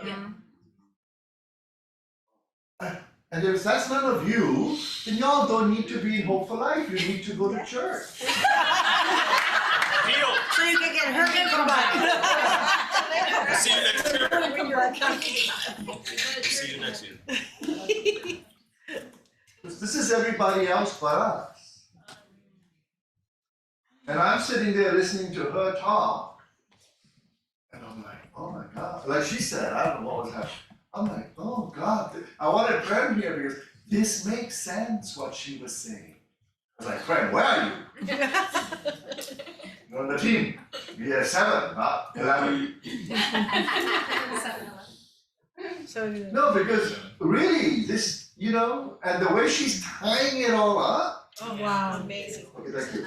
It's amazing. Very rarely have I seen people really tie things up like that.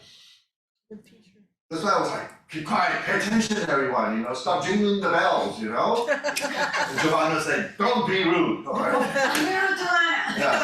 I'm like, no, I'm not being rude, this is important. Huh? What? What? I wanted to say something. Oh, okay. I wanted to say. Can you say it loud and stand up? Oh, yeah, you're gonna have to say it loud. Can I just say it loud and not stand up? Stand up and say it loud. Don't stand up. Oh, God. Whatever your boundary is. Okay, thank you, I don't need help. I'll second it. Yeah, I know. I think something too that I'm learning a lot from you, just to say that. So thank you for sharing and being yourself. Yeah. Thank you so much.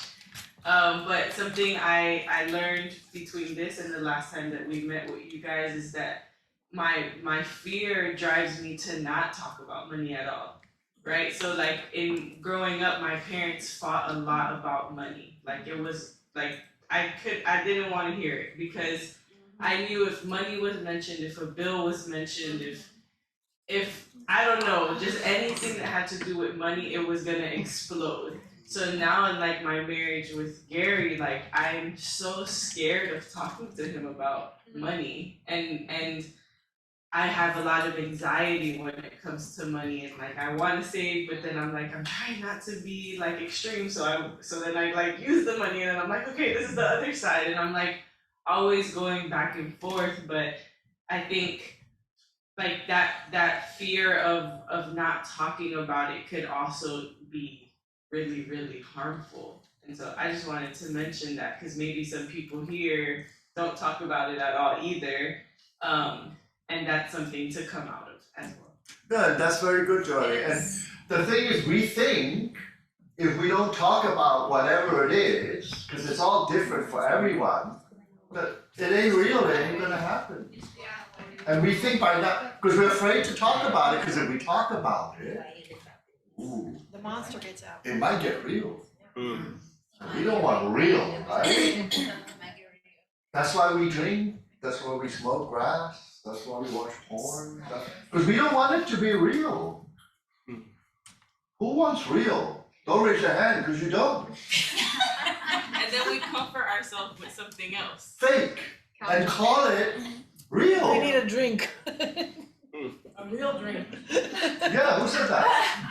Yeah. No, really, no, that's how we think, a real drink. Oh, I love porn, she really loves me. She sees me, this video sees me, ooh, we're delusional.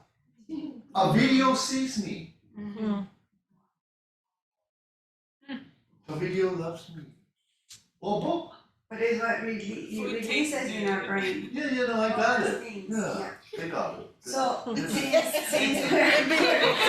don't like to talk about money, but in this place we're trying to and we're learning. Thank you for sharing that, Kathy. I was gonna say, I think it's so perfect because I was going to say, some of you have come up to me and shared some of your stories. And your stories are sacred. They're sacred. And I see them as sacred. So thank you for sharing your hearts with me during the break. And I just want to say, I hope that you treat that story with the sacredness it deserves. That when you hear what I'm saying, you hear what we say every Saturday, Thursday, and a story comes up, you don't just brush it aside, that you treat it with sacredness. You give it the space it deserves, the time it deserves, the tears, whatever it is that it deserves, give it to that story because it deserves it. So, thank you, Kathy. Okay, all right, that was a lot. Here we go. Just quick recap. We're talking about financial sobriety. We're taking responsibility for our lives. Financial, like we use money to numb ourselves. We use money to give ourselves importance, meaning, you name it, we do it. Okay? Addiction makes us very creative. Pain makes us very creative. Okay? Reasons why we're not financially sober, the examples we are given. Okay? Our relationship with money, how we view it. We already know that money is what? Immoral. Immoral. It's not good or bad.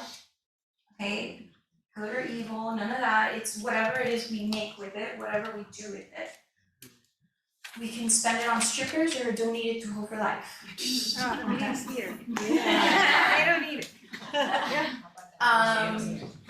Okay. Donate it to Hope4Life so we can receive the strippers and get healed. To heal them. To get healed. Reasons, so those are reasons we're not financially sober, right? It was not on the slide, but we visualized it. We are driven by fear and inner vows, right? We are afraid to be broke. We are afraid to be insignificant. We are afraid to be unsafe. We are afraid. And our victim mentality, okay? So someone asked me about this during the break, so I want to share this story with you all. I told you a little bit about how I grew up, how it was rough, how it created all of these things in me. I felt worthless, like I'm a joke, like I'm responsible for everyone around me. I need to prove myself, I felt powerless, and I felt a need to create safety for myself. The tax deductible, that's not me. Okay, so I share these things with you. Now I want to give you a glimpse into my struggle, what my struggle has been now as an adult, okay? Because what I want to talk about next is actually taking a look at ourselves and saying, this behavior means I need to work something here. Okay, so I just want to give you language, I want to give you words to help you identify where there may be missteps, within us. Remember, this is not you, this is us, right? Me too. Okay, so, like I said, I grew up seeing all these things. I grew up seeing my parents mismanage their money, their parents before them, secret bank accounts to hide money from the men because the men spend all the money, and the men always control the money because they have control over the women, and okay, cool. So I grew up in this environment. I grew up feeling responsible for everyone. I have to sell a bunch of my stuff to people to make sure we don't lose our house, which we probably wouldn't have lost it if I wouldn't have sold anything, if I'm being honest with you. And I go to college. And obviously what I want to do is not an option because being an entrepreneur is not a real job. So I need to go to college and become a doctor because that's what people do to make money. Mm-hmm. And that's how I'm gonna get my family out of poverty. Growing up, when I was 6 months old, and this is not the first time, the patterns repeat themselves, okay? The story repeats itself in our families. So growing up, I always heard about this uncle that I had that died when I was like 6 months old. And he was like the JFK of our family. So if you guys don't understand that reference, let me clarify. Everybody, when John F. Kennedy Jr., right, was voted as president, everybody had all these hopes and dreams because he was gonna change this country for the best. And then he dies, like really quickly into his presidency. And it, like that kind of stayed, like he was like the lost child that was supposed to save America, you know? Well, my uncle was the John F. Kennedy Jr. of our family, of my mom's side of the family. And I grew up hearing about how he was so smart, he was gonna make so much money, and he was gonna make our family important, and then he dies. There's a lot of, I'm not gonna get into it because it's a really horrible story. To this day, it's not even certain how he died. Okay, let's just put it that way. And it's been a very big source of pain in my family. But the JFK of that generation died, and then enter Natalia. And what do they put on her? JFK. JFK. You're our JFK. But you're also a piece of garbage and a joke. But you're gonna be our JFK. You need to figure it out. Yeah, get it together. You're a piece of garbage and a joke, but you're gonna get it together. You have to. Because all of our hopes and dreams are riding on this. And maybe it wasn't said like expressly, explicitly, but I felt it. I felt it. I've heard my whole life my grandfather tell me, you are just like your uncle. You're gonna make something of this family. That's a lot of pressure. Yeah, it is. So I go into the world, I go to college to do something I don't want to do. The only thing I liked about medicine was the science, because I'm a nerdy scientist in my heart. And I hated it. And I hated the hospital. And I was like, I don't want to do this. And so I dragged my feet. And guess what happened? Everybody got mad. What are you doing dragging your feet? Why are you taking so long to graduate? Because I don't want to be this. I don't want to do this. Of course I'm going to take long to graduate. I don't want to do what you're pushing me to do. So I get into a ridiculous amount of student loan debt to do something I don't want to do. I didn't go to medical school, by the way. Okay? Because by the time I graduated from college, like a rebellion had awoken in me. And I was like, I don't care anymore. I'm going to do whatever I want. But it was really hard because I didn't know how to listen to myself. I didn't even know myself. So how do I know what I want to do if I don't even know myself? I don't know my heart. So I had a couple of different jobs and I landed on, I had like 2 jobs. I started my first business, I'm lying to you. So then I was like, I don't want to be a doctor. I'm going to start my first business. And I started my first business. And everybody was so upset because guess what? My dad has his own business. And my dad is not a good businessman. And I love my dad. It pains me to say that. But he does not know how to run a company. He knows how to work really hard. But he doesn't know how to look at bigger picture things. So he has had so much in his hands, so much potential, he has never, nobody taught him. And he was in survival mode. So he stayed in survival mode. He's still in survival mode, okay? So this is my dad. So he was always borrowing money from my mom to fund his company. So my mom is a teacher salary. He would borrow money from my mom, AKA the house, to cover his business because he was afraid to go and ask people for money. You need to pay me. He was afraid to do it because he was afraid to stand up to any authority figure. Okay? So then when my mom and my dad hear that I want to be a businesswoman, that's not a real job. All they could see that I was going to be broke. Projecting their fears. Exactly. So then when you go and you tell your dream that you've been holding, you're starting to figure it out, and they tell you it's not a real job, I become a joke. What's wrong with your mic? Oh, yeah. Is that better? Okay, what's wrong with her mic? I know, I just sat here, man, I'm trying to figure that out. Computing? Okay, yeah. It's the speaker? Okay. Please excuse our No, don't technical worry about the difficulties. speaker, it's not the speaker. When you stand too close to the board, it reflects into the mic and it gives a little of that. Oh, okay, I'll stay away from the board.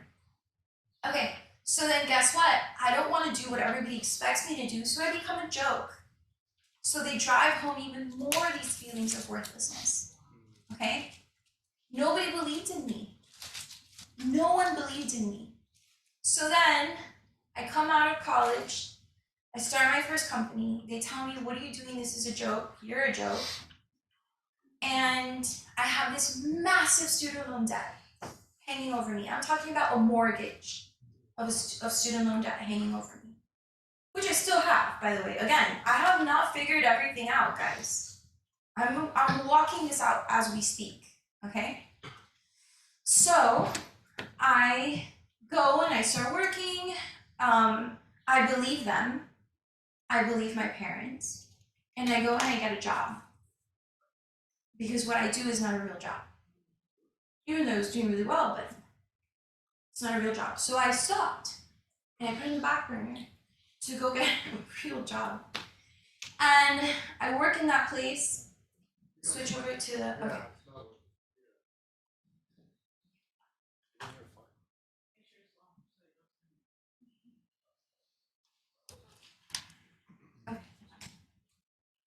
You want the mic? Right there. Bless you. Ooh, okay. Okay, there we go. So I'm like, okay, I go and I get a real job, but I never quit my business because there was something in me that I was like, ugh. So then what happens? Now I'm working 2 jobs and I'm tired, okay? And honestly, when you spread yourself thin, and there's times where you have to do it, don't get me wrong. Now I'm standing here and I know for a fact that there's times that you do need to make sacrifices. But when your sacrificial phase turns into a lifetime, okay, something's wrong there. So I get into a situation, and everything that I would do, I became a teacher, because listen to this, teaching will let me out earlier so I can keep working on my company. Look at that. It drives everything. But I was so afraid to be me, to do what I want, to live out of my identity, which is language that I now have that I didn't have before. So it's like, oh, now that is telling me the story, so we all have to be entrepreneurs. What's your identity? What is your forte? What is your thing? I covered mine for a long time, and I got a lot of help covering it. Okay? Now, I become a teacher, and I'm looking at all the dysfunction, not the emotional dysfunction, because I don't see that yet, but I see the financial dysfunction in my family, right? My grandfather's 80-something years old, he still has to work. I'm like, something's wrong here. Like, I don't want to do that. I don't want to work until I'm, that old. And so I go to my old church, which shall remain unnamed. No, it's a great place. It was a great place. Anonymous church. No And names. I find out about this program called Financial Peace University. And I'm like, okay. So good. So I go to it, right, and I start doing the classes. And now at this point in my life, I got to a point where I even facilitated the groups, but not because I thought I was cool, it's just because I was like, I need to keep hearing this for the rest of my life. So I'm gonna be here hanging out with you guys and keep hearing it again and again and again. So that's why I was there, honestly. Until I get rich. Until I get rich. But within that, I did learn very good things, okay? About how I need to live on less, about, you need to control yourself, relax. But I didn't realize it. My bonding with my grandmother, who was basically my mother in a lot of ways, was shopping. I learned how to do math. Shopping. Yeah, and I was little, and she would teach me how to compute it, and I would, okay, I would, it's gonna be this much, and then she'd be like, very good, and then she'd and that was my bonding with her. So I go into this place, I'm thousands of dollars into debt, okay? I have this huge student loan that I'm carrying with me everywhere I go, and I'm like, okay, this is gonna help me. This is gonna help me. And if I'm being honest with you, it's the first place that I learned how to save. It's the first place that I learned that something different could be possible. You know what I mean? And it's also the first place where I finally could see something beyond paying off my student loans. Because I've been in survival mode.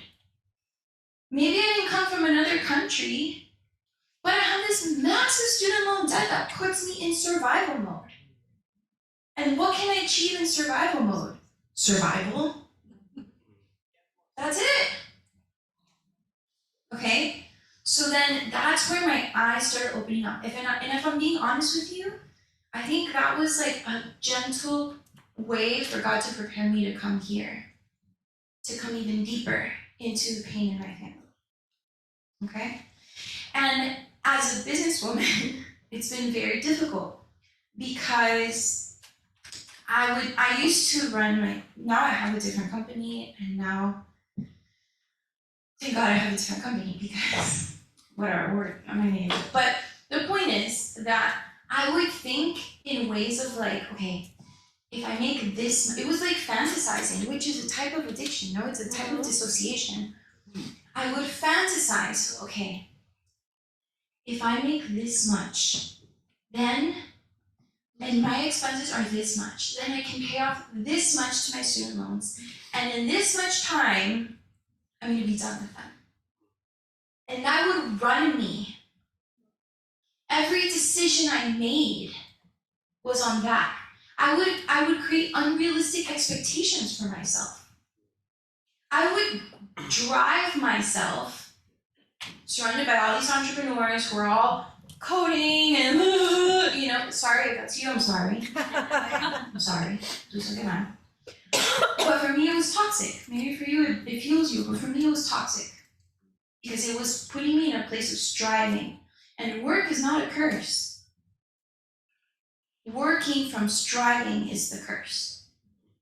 Okay? Say that again slowly, please. Work is not a curse. Working from striving is a curse.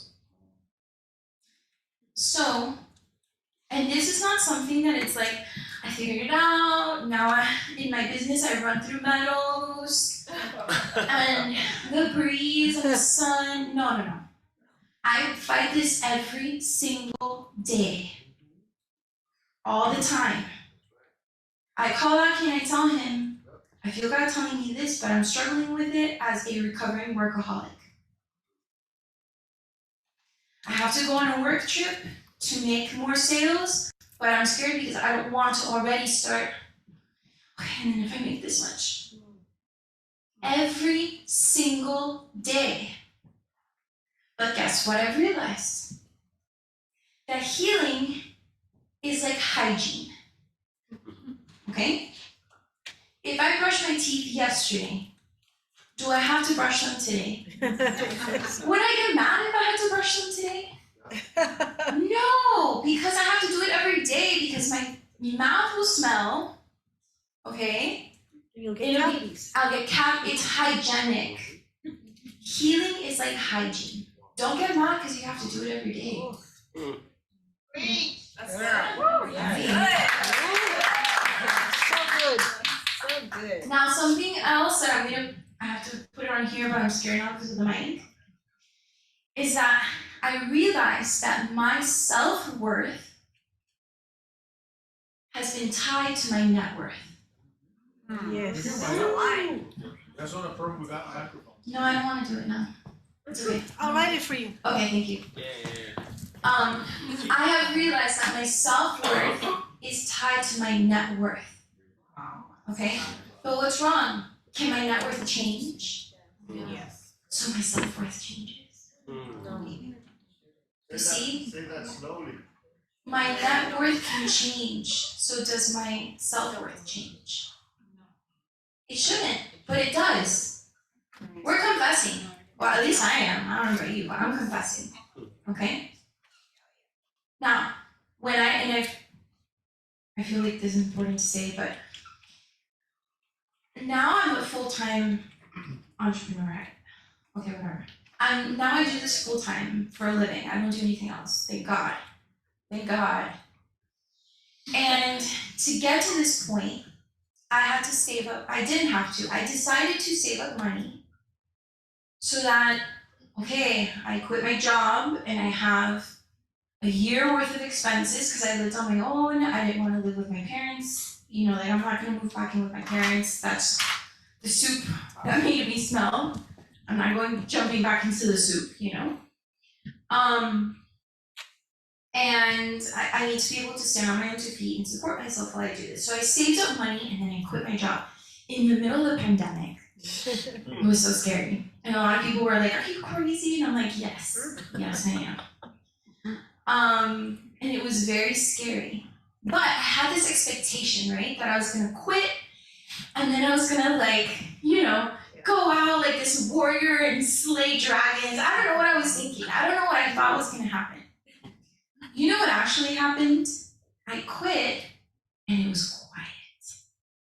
And I was alone, working from home alone. There are no coworkers to distract me. I am working alone in my apartment and I feel all of these lies bubble up in me. And I spent the first several months of being an entrepreneur, which sounds so fancy, crying. Like a hopeless person thrown, you know those dramatic things from back in the day, you see this woman thrown on the bed or the couch like that? Oh, that was me, dramatic, crying. Because, and I see now in retrospect, and I know I can't see the full picture yet, and maybe I'll never see the full picture, and that doesn't matter. But now I look back and I see God wanted me to build something without this for the first time in my life. And that's the hardest thing I've ever done. So if we think that we're gonna come out of here, because I'm a realist and I'm practical, if we think we're gonna come out of here and be like, I'm gonna slay these dragons and I'm gonna, sir or ma'am, it's gonna be hard. Because there's a lot of pain and it's sacred. Okay? So I wanted to say that. So good. Alright. So now let's get down to some business. It's not what it sounds like, I promise. Okay, so something else that I want to share with you guys is that financial sobriety is the same thing as spiritual and emotional maturity. I have a problem with food. It's one of my other addictions. Hi, my name is Natalia. I struggle with food and money and working and existing. Okay. And I remember hearing one time someone say, if we use addictions as a crutch, that means we're emotionally stunted. We're immature. And I was like, excuse me? And it was obviously, like I said this to myself, I didn't say this out loud. But I was like, excuse me? And I think it was a woman, she was here, I think it was the lady with the puppets. Who knows? But whatever, the point You is. have puppets? No, puppets, not puppets. No, puppets, puppets, we have puppets? We all have puppets, it's fine. Okay, but she said, like, when we use our addictions as a crutch, we don't learn how to fully process our emotions. Because it's like, if I'm afraid of those emotions, I run to my crutch and I never finish the process. Medicating. Correct. So medicating makes me emotionally stunted. Okay? It keeps me immature. And this is dangerous because it is easy to manipulate a person who is emotionally immature. And I'm gonna say something that's a little dangerous. Let me hide behind this. I grew up in church. And the way I was taught about money kept me immature. Kept me poor. Okay? I was manipulated a lot. As many of us have been here, I'm sure. But if you keep me immature, I'm easier to manipulate. So, okay, I'm gonna walk away from that one. Yeah. Don't get mad. You got 3.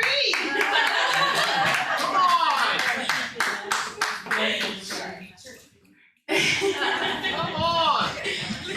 It's getting higher with those PJs. We were waiting for you. I know, I was waiting for you to come. We were waiting for you, Desmond. Okay, so, yes, I covered everything. Okay, good. So financial sobriety equals spiritual and emotional maturity. And guess what? I don't know about you, I wanna grow up. Okay?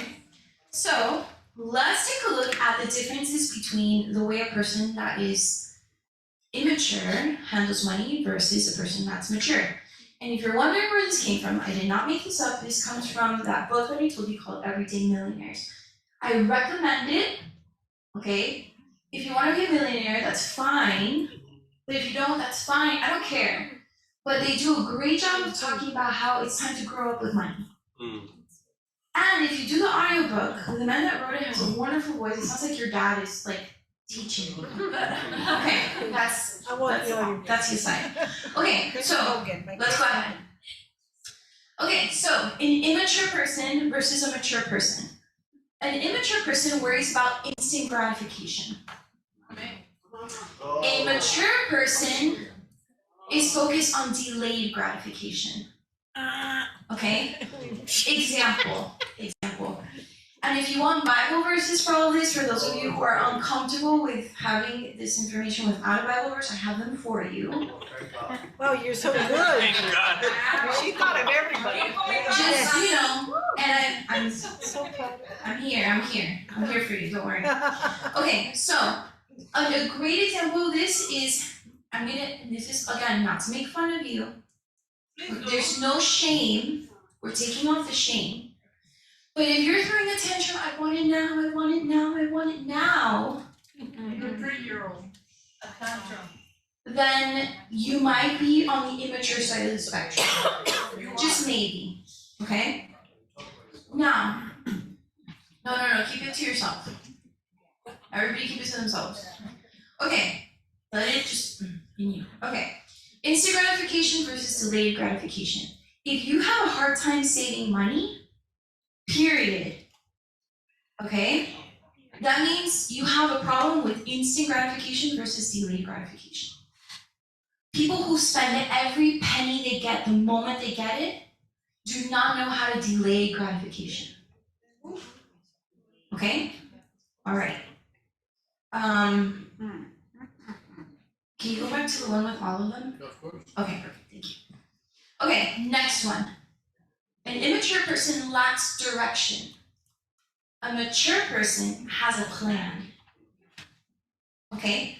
Now, this is dangerous because I always had a lot of plans because I wanted to control everything.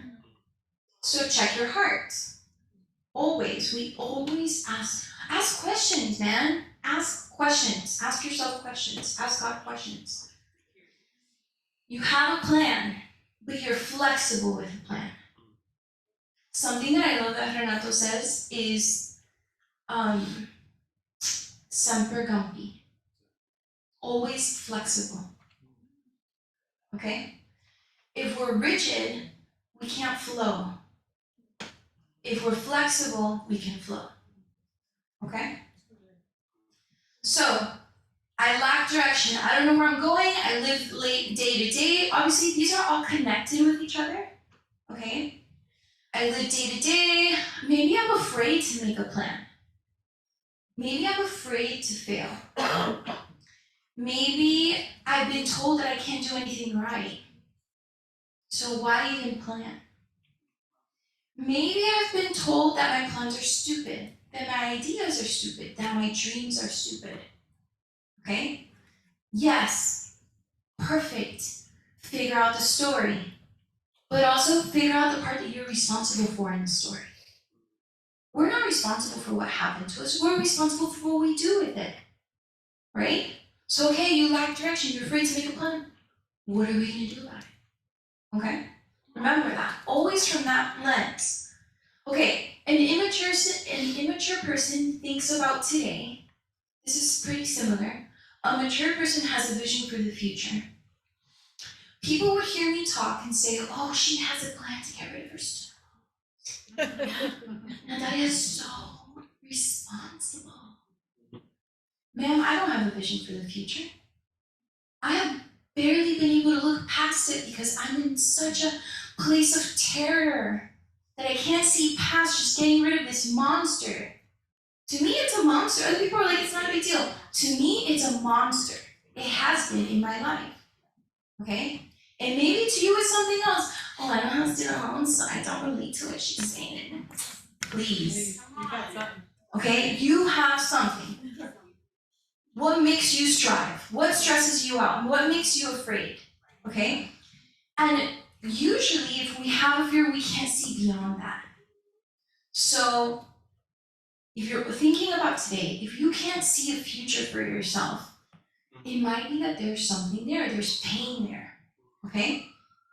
Next, I love this one.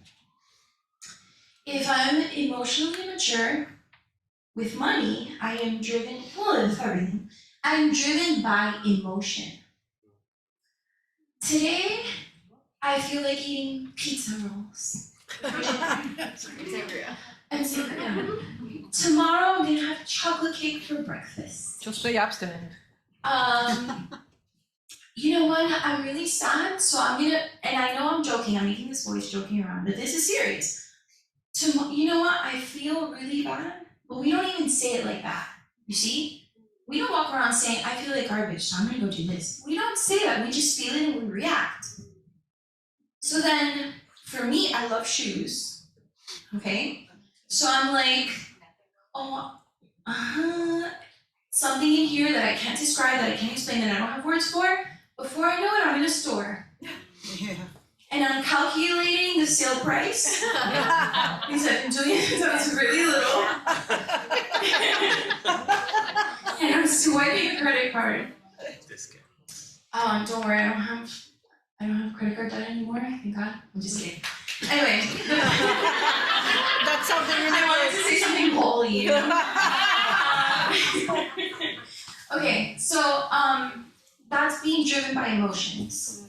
Okay? Why? Because we can't call it what it is. We just feel it and we go. But a grown-up and a mature person, whatever you feel comfortable calling it, okay? A financially sober person, this is what I feel. Let me honor that. But I'm gonna stay consistent with my plan. You see? It's not that we suppress and we move on, because that's immature as well. Okay? It means I stop, I honor. What's going on here? I hear people, no, I don't know what to say. Okay, I'm gonna say it. Tesla really wants to hear it. I hear people tell me a lot, like, I just can't hear from God. All the time. I'm sorry. Say it, Sorry, Desmond. sorry. Come on now. I hear people say, I can't hear from God, but they don't listen. They don't stop. They don't reflect. Do you know that God spoke to me through a Beyonce song? Through a Schitt's Creek TV show? God can speak to us in so many ways. We just have to ask the questions. But you know something I realized? There was something a couple of weeks ago or a couple of months ago that I was afraid to ask. Because I was afraid of the answer. And I was walking, this is how I walk apparently. I was walking and I feel God kind of like, come on man, are you gonna ask me or what? And I'm like,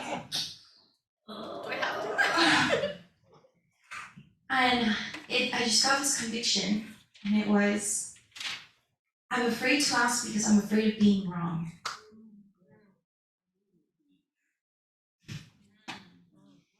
But what if I'm not wrong? What if I am wrong? It doesn't make me bad. It just teaches me. You know? So let's stop being afraid of being wrong. Let's ask questions. Okay. I'm trying to. Hold on, because I'm not taking questions at the moment. It's 12:54 and I want to get you out of here. Okay. Immature. You blame other people. I blame other people. It's my mom and dad's fault. Oh my God. How long are we going to say that? Me, how long am I going to say that? Versus taking personal responsibility. Okay, you know what? Yes, my mom and dad did the best they could with what they had, or maybe they did just a horrible job altogether. Whatever. But now this is my life. Okay? This is me. This is mine. It might be an ugly baby, but it's my freaking baby. Okay, an immature person does the bare minimum. I was a teacher. I've seen some things. I've seen some things. Okay? I've seen some people do some real bare minimum. And I'm sure you have too. Maybe you, and you know what? Maybe you have been that person. And that's okay. But ask questions as to why. A mature person, and I want to again put a disclaimer here, works hard, but not from a place of what? Striving. Okay? And then finally, an immature person is asking, what can I take? A mature person asks, what can I give? And this one has been a secret thing for me, if I'm being honest. If I'm being honest, and I don't know, don't make fun of me. He's like, why are you always like getting free stuff? Fun. Feels good. And I feel like, but why? But like, okay, we all love free stuff, but then there comes to a point where it's kind of like, okay, you're getting carried away, man. Like, relax. All the samples. Yeah, like, go to BJ's. Yeah. You know, like, come on. But that comes from a place of, how do I say this? Yes, that comes from a place of scarcity, but it also comes from this like victim, orphan. Yeah. And I'll explain to you, because sometimes we use these like fancy words, because we come to Hope4Life and we learn the language real quick.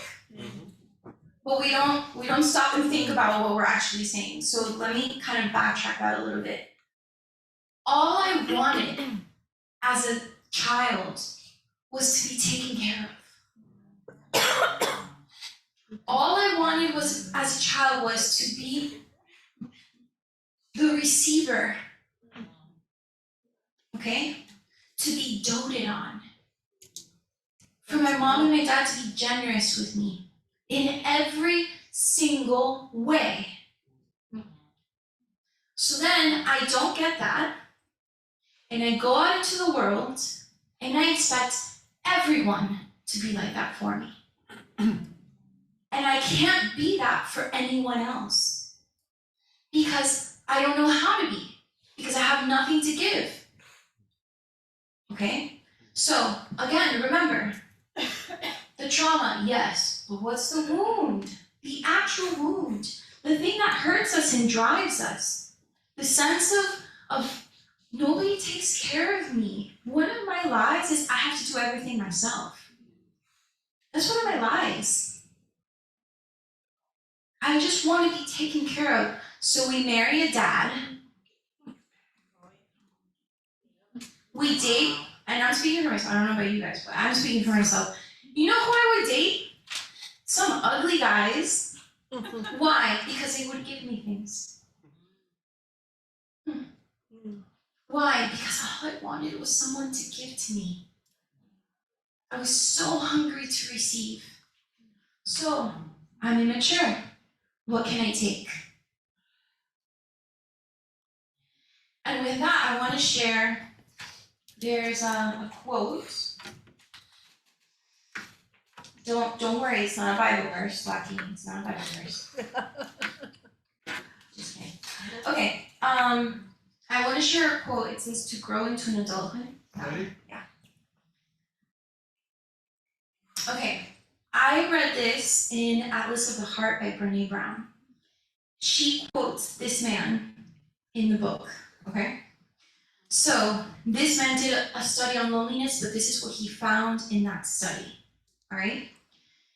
It says, to grow into an adulthood for a social species, including humans, is not to become autonomous and solitary. So I'm not supposed to become my own person, I'm an island. No.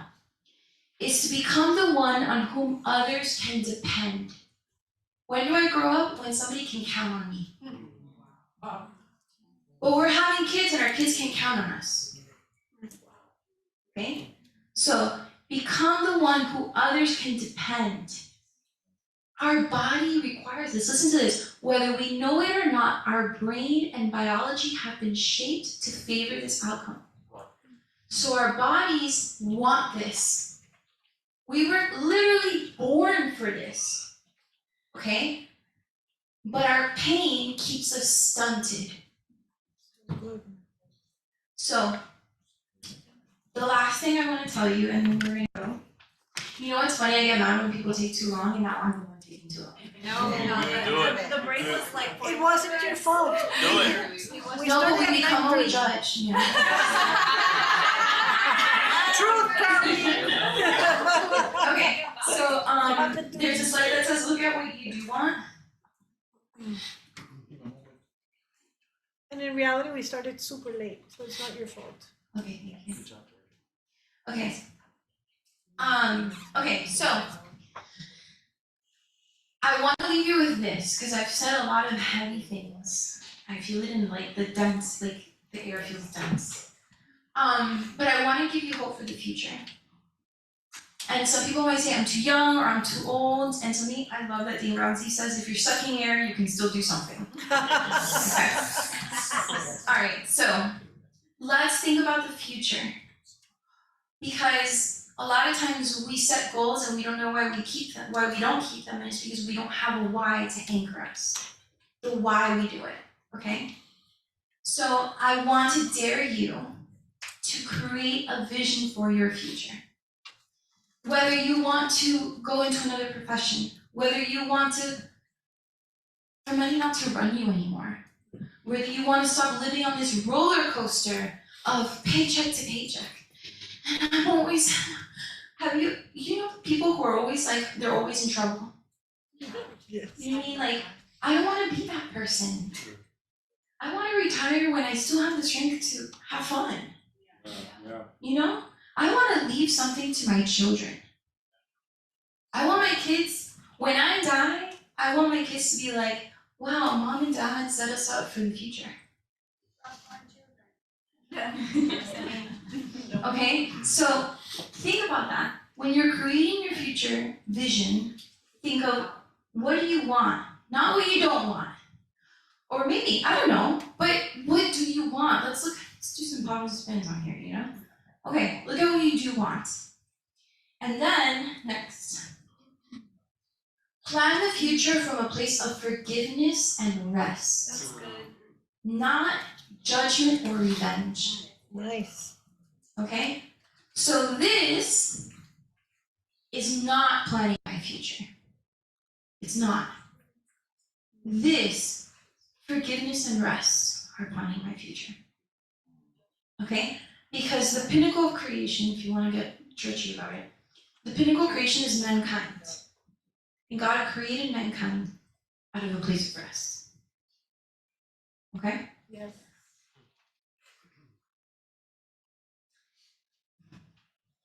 If you don't know how to forgive, if you don't know what to do there, come to group, talk to Laurita, she's a forgiveness magician, a forgiveness queen, okay? And do this for yourself. Because what drove me to get here was looking at my family and saying, I love them, but I don't want this. I love my family, but there has to be something better. And I know that if you're here, you have said that to yourself at some point. And I think, yeah. So if it's okay, I'm gonna stop there and awkwardly, but whatever. If it's okay, I'd like to pray for us. Can I do that? Yes. Okay.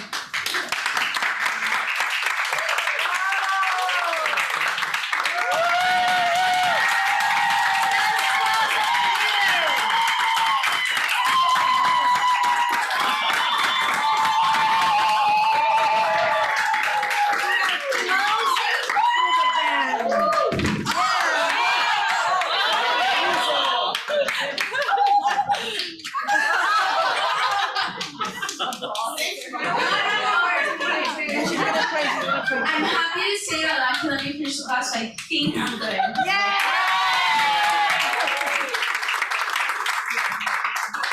We're closing with a bang.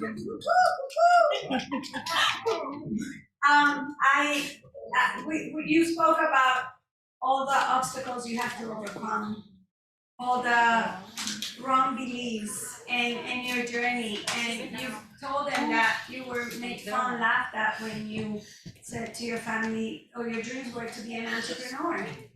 And I think a lot of people don't know what your entrepreneurship is. So maybe briefly you can tell them what is it that you do, because I think it's incredible and it takes commitment also. It takes discipline to do what you do, Natalia. So before you pray for us, can you just give just some of the amazing things that you do, because I think they're, and into the world that you go into, which is a is the feminine is not really welcome there, and you go and you stand in front of all these men and you do it. So I think it's commendable. So can you just share? Would you guys like to? Okay, wow. You know what? I'm still healing in this department because I still get really uncomfortable about telling people what I do. I feel like they're gonna be like, oh, that's not a real job. But it is. No, seriously, I have a real job. It is a real job. Stand proud. So what I do is I created kind of like a course, or like a program that helps people in the military. It helps people join the military, so it's like the entrance exam, like SAT for college, but it's the entrance exam for the military itself. And once people are in the military, they can retake the exam to like move up or become officers or things of that nature.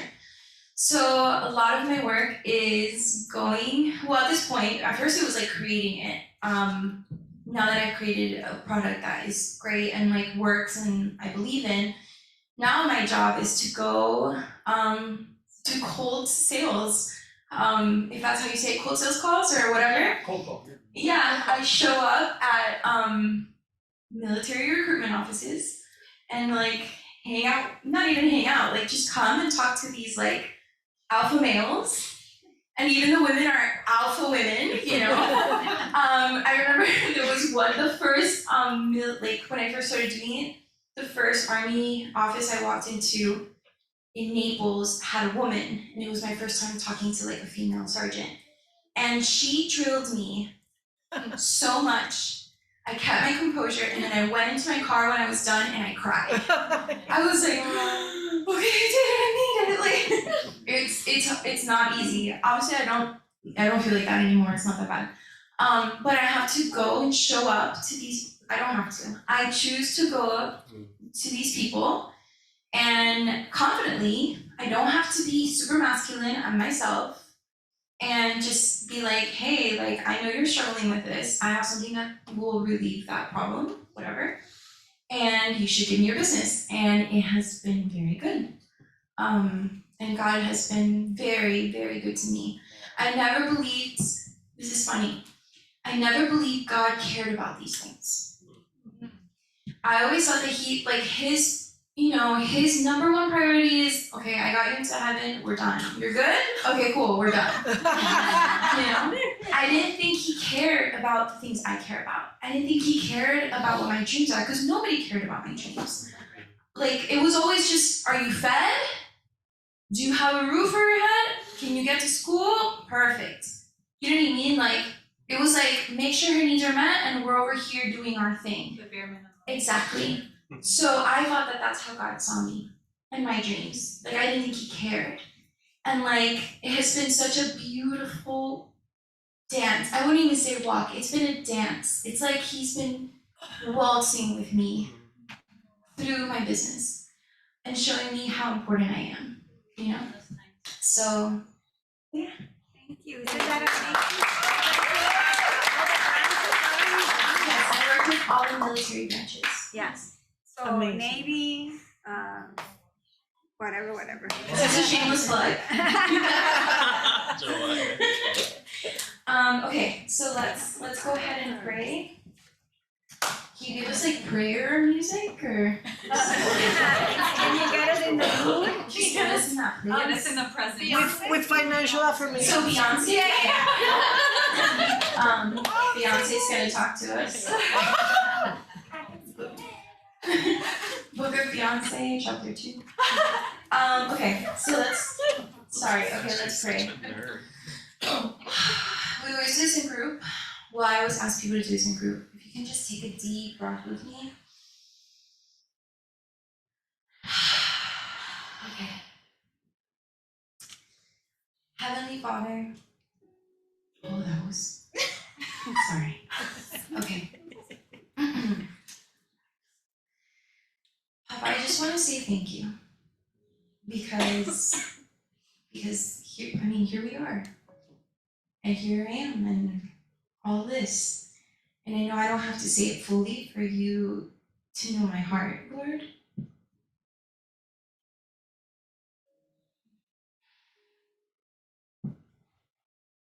I just wanted to say thank you for believing in me. Thank you because I am so confident that everything you have shown to me is not just mine, it belongs to every single person here. I am confident that, I don't know, I just trust your Holy Spirit. I trust the Holy Spirit is just bringing all these stories out. Father, I pray that you bring healing and discomfort to every single person in this room. Discomfort, just make us uncomfortable. I don't know. I love this group of people right here. As far as I know them, I love them. I know that each and every one of them is your daughter, is your son. I know that they all have value.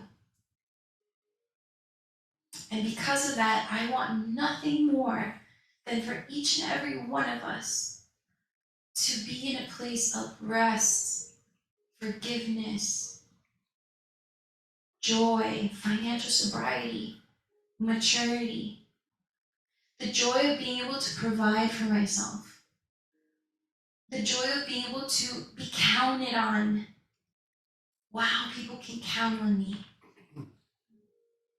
People can count on me. The freedom that there is in forgiveness. The fact that you love us and you love our dreams and you want us to feel safe. Not some BS about how, we have to trust you all the time. That we do trust you, but we can trust you and feel safe. I don't want to feel unsafe to trust you. I pray that you remove the webs over our eyes. I pray that you remove the toxic religious teaching. I pray that you remove the toxic social media teaching, the society teaching, the stuff that's put on us that we were never meant to carry. I pray that you remove it. I trust you. I pray for every single person here that you nudge us this week, for the next couple weeks. We're not going to be here for a while. We have time to think about this. And I pray that you let it seep into us, that you open our ears to hear you in songs, in TV, in a movie, in a podcast, whatever it is, that you give us what we need. I pray this in Jesus' name. Amen. Amen.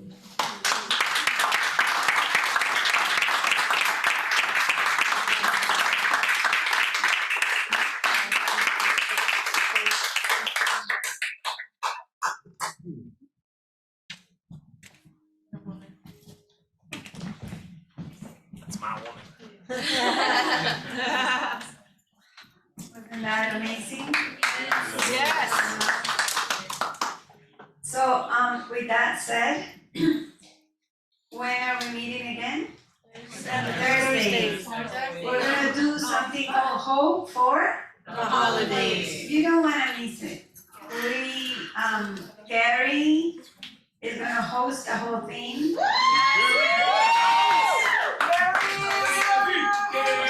He's our MC. And we're gonna have a special time, and just in time for the holidays. So we see you, remember, if you wanna bring something to share and eat for everyone, bring it, because we're gonna play, we're gonna cry, we're gonna sing together, we're gonna dance together, and then whatever you guys bring, we're gonna eat together as a family. So God bless you, have a wonderful rest of the weekend, and we will see you Thursday. We love you guys.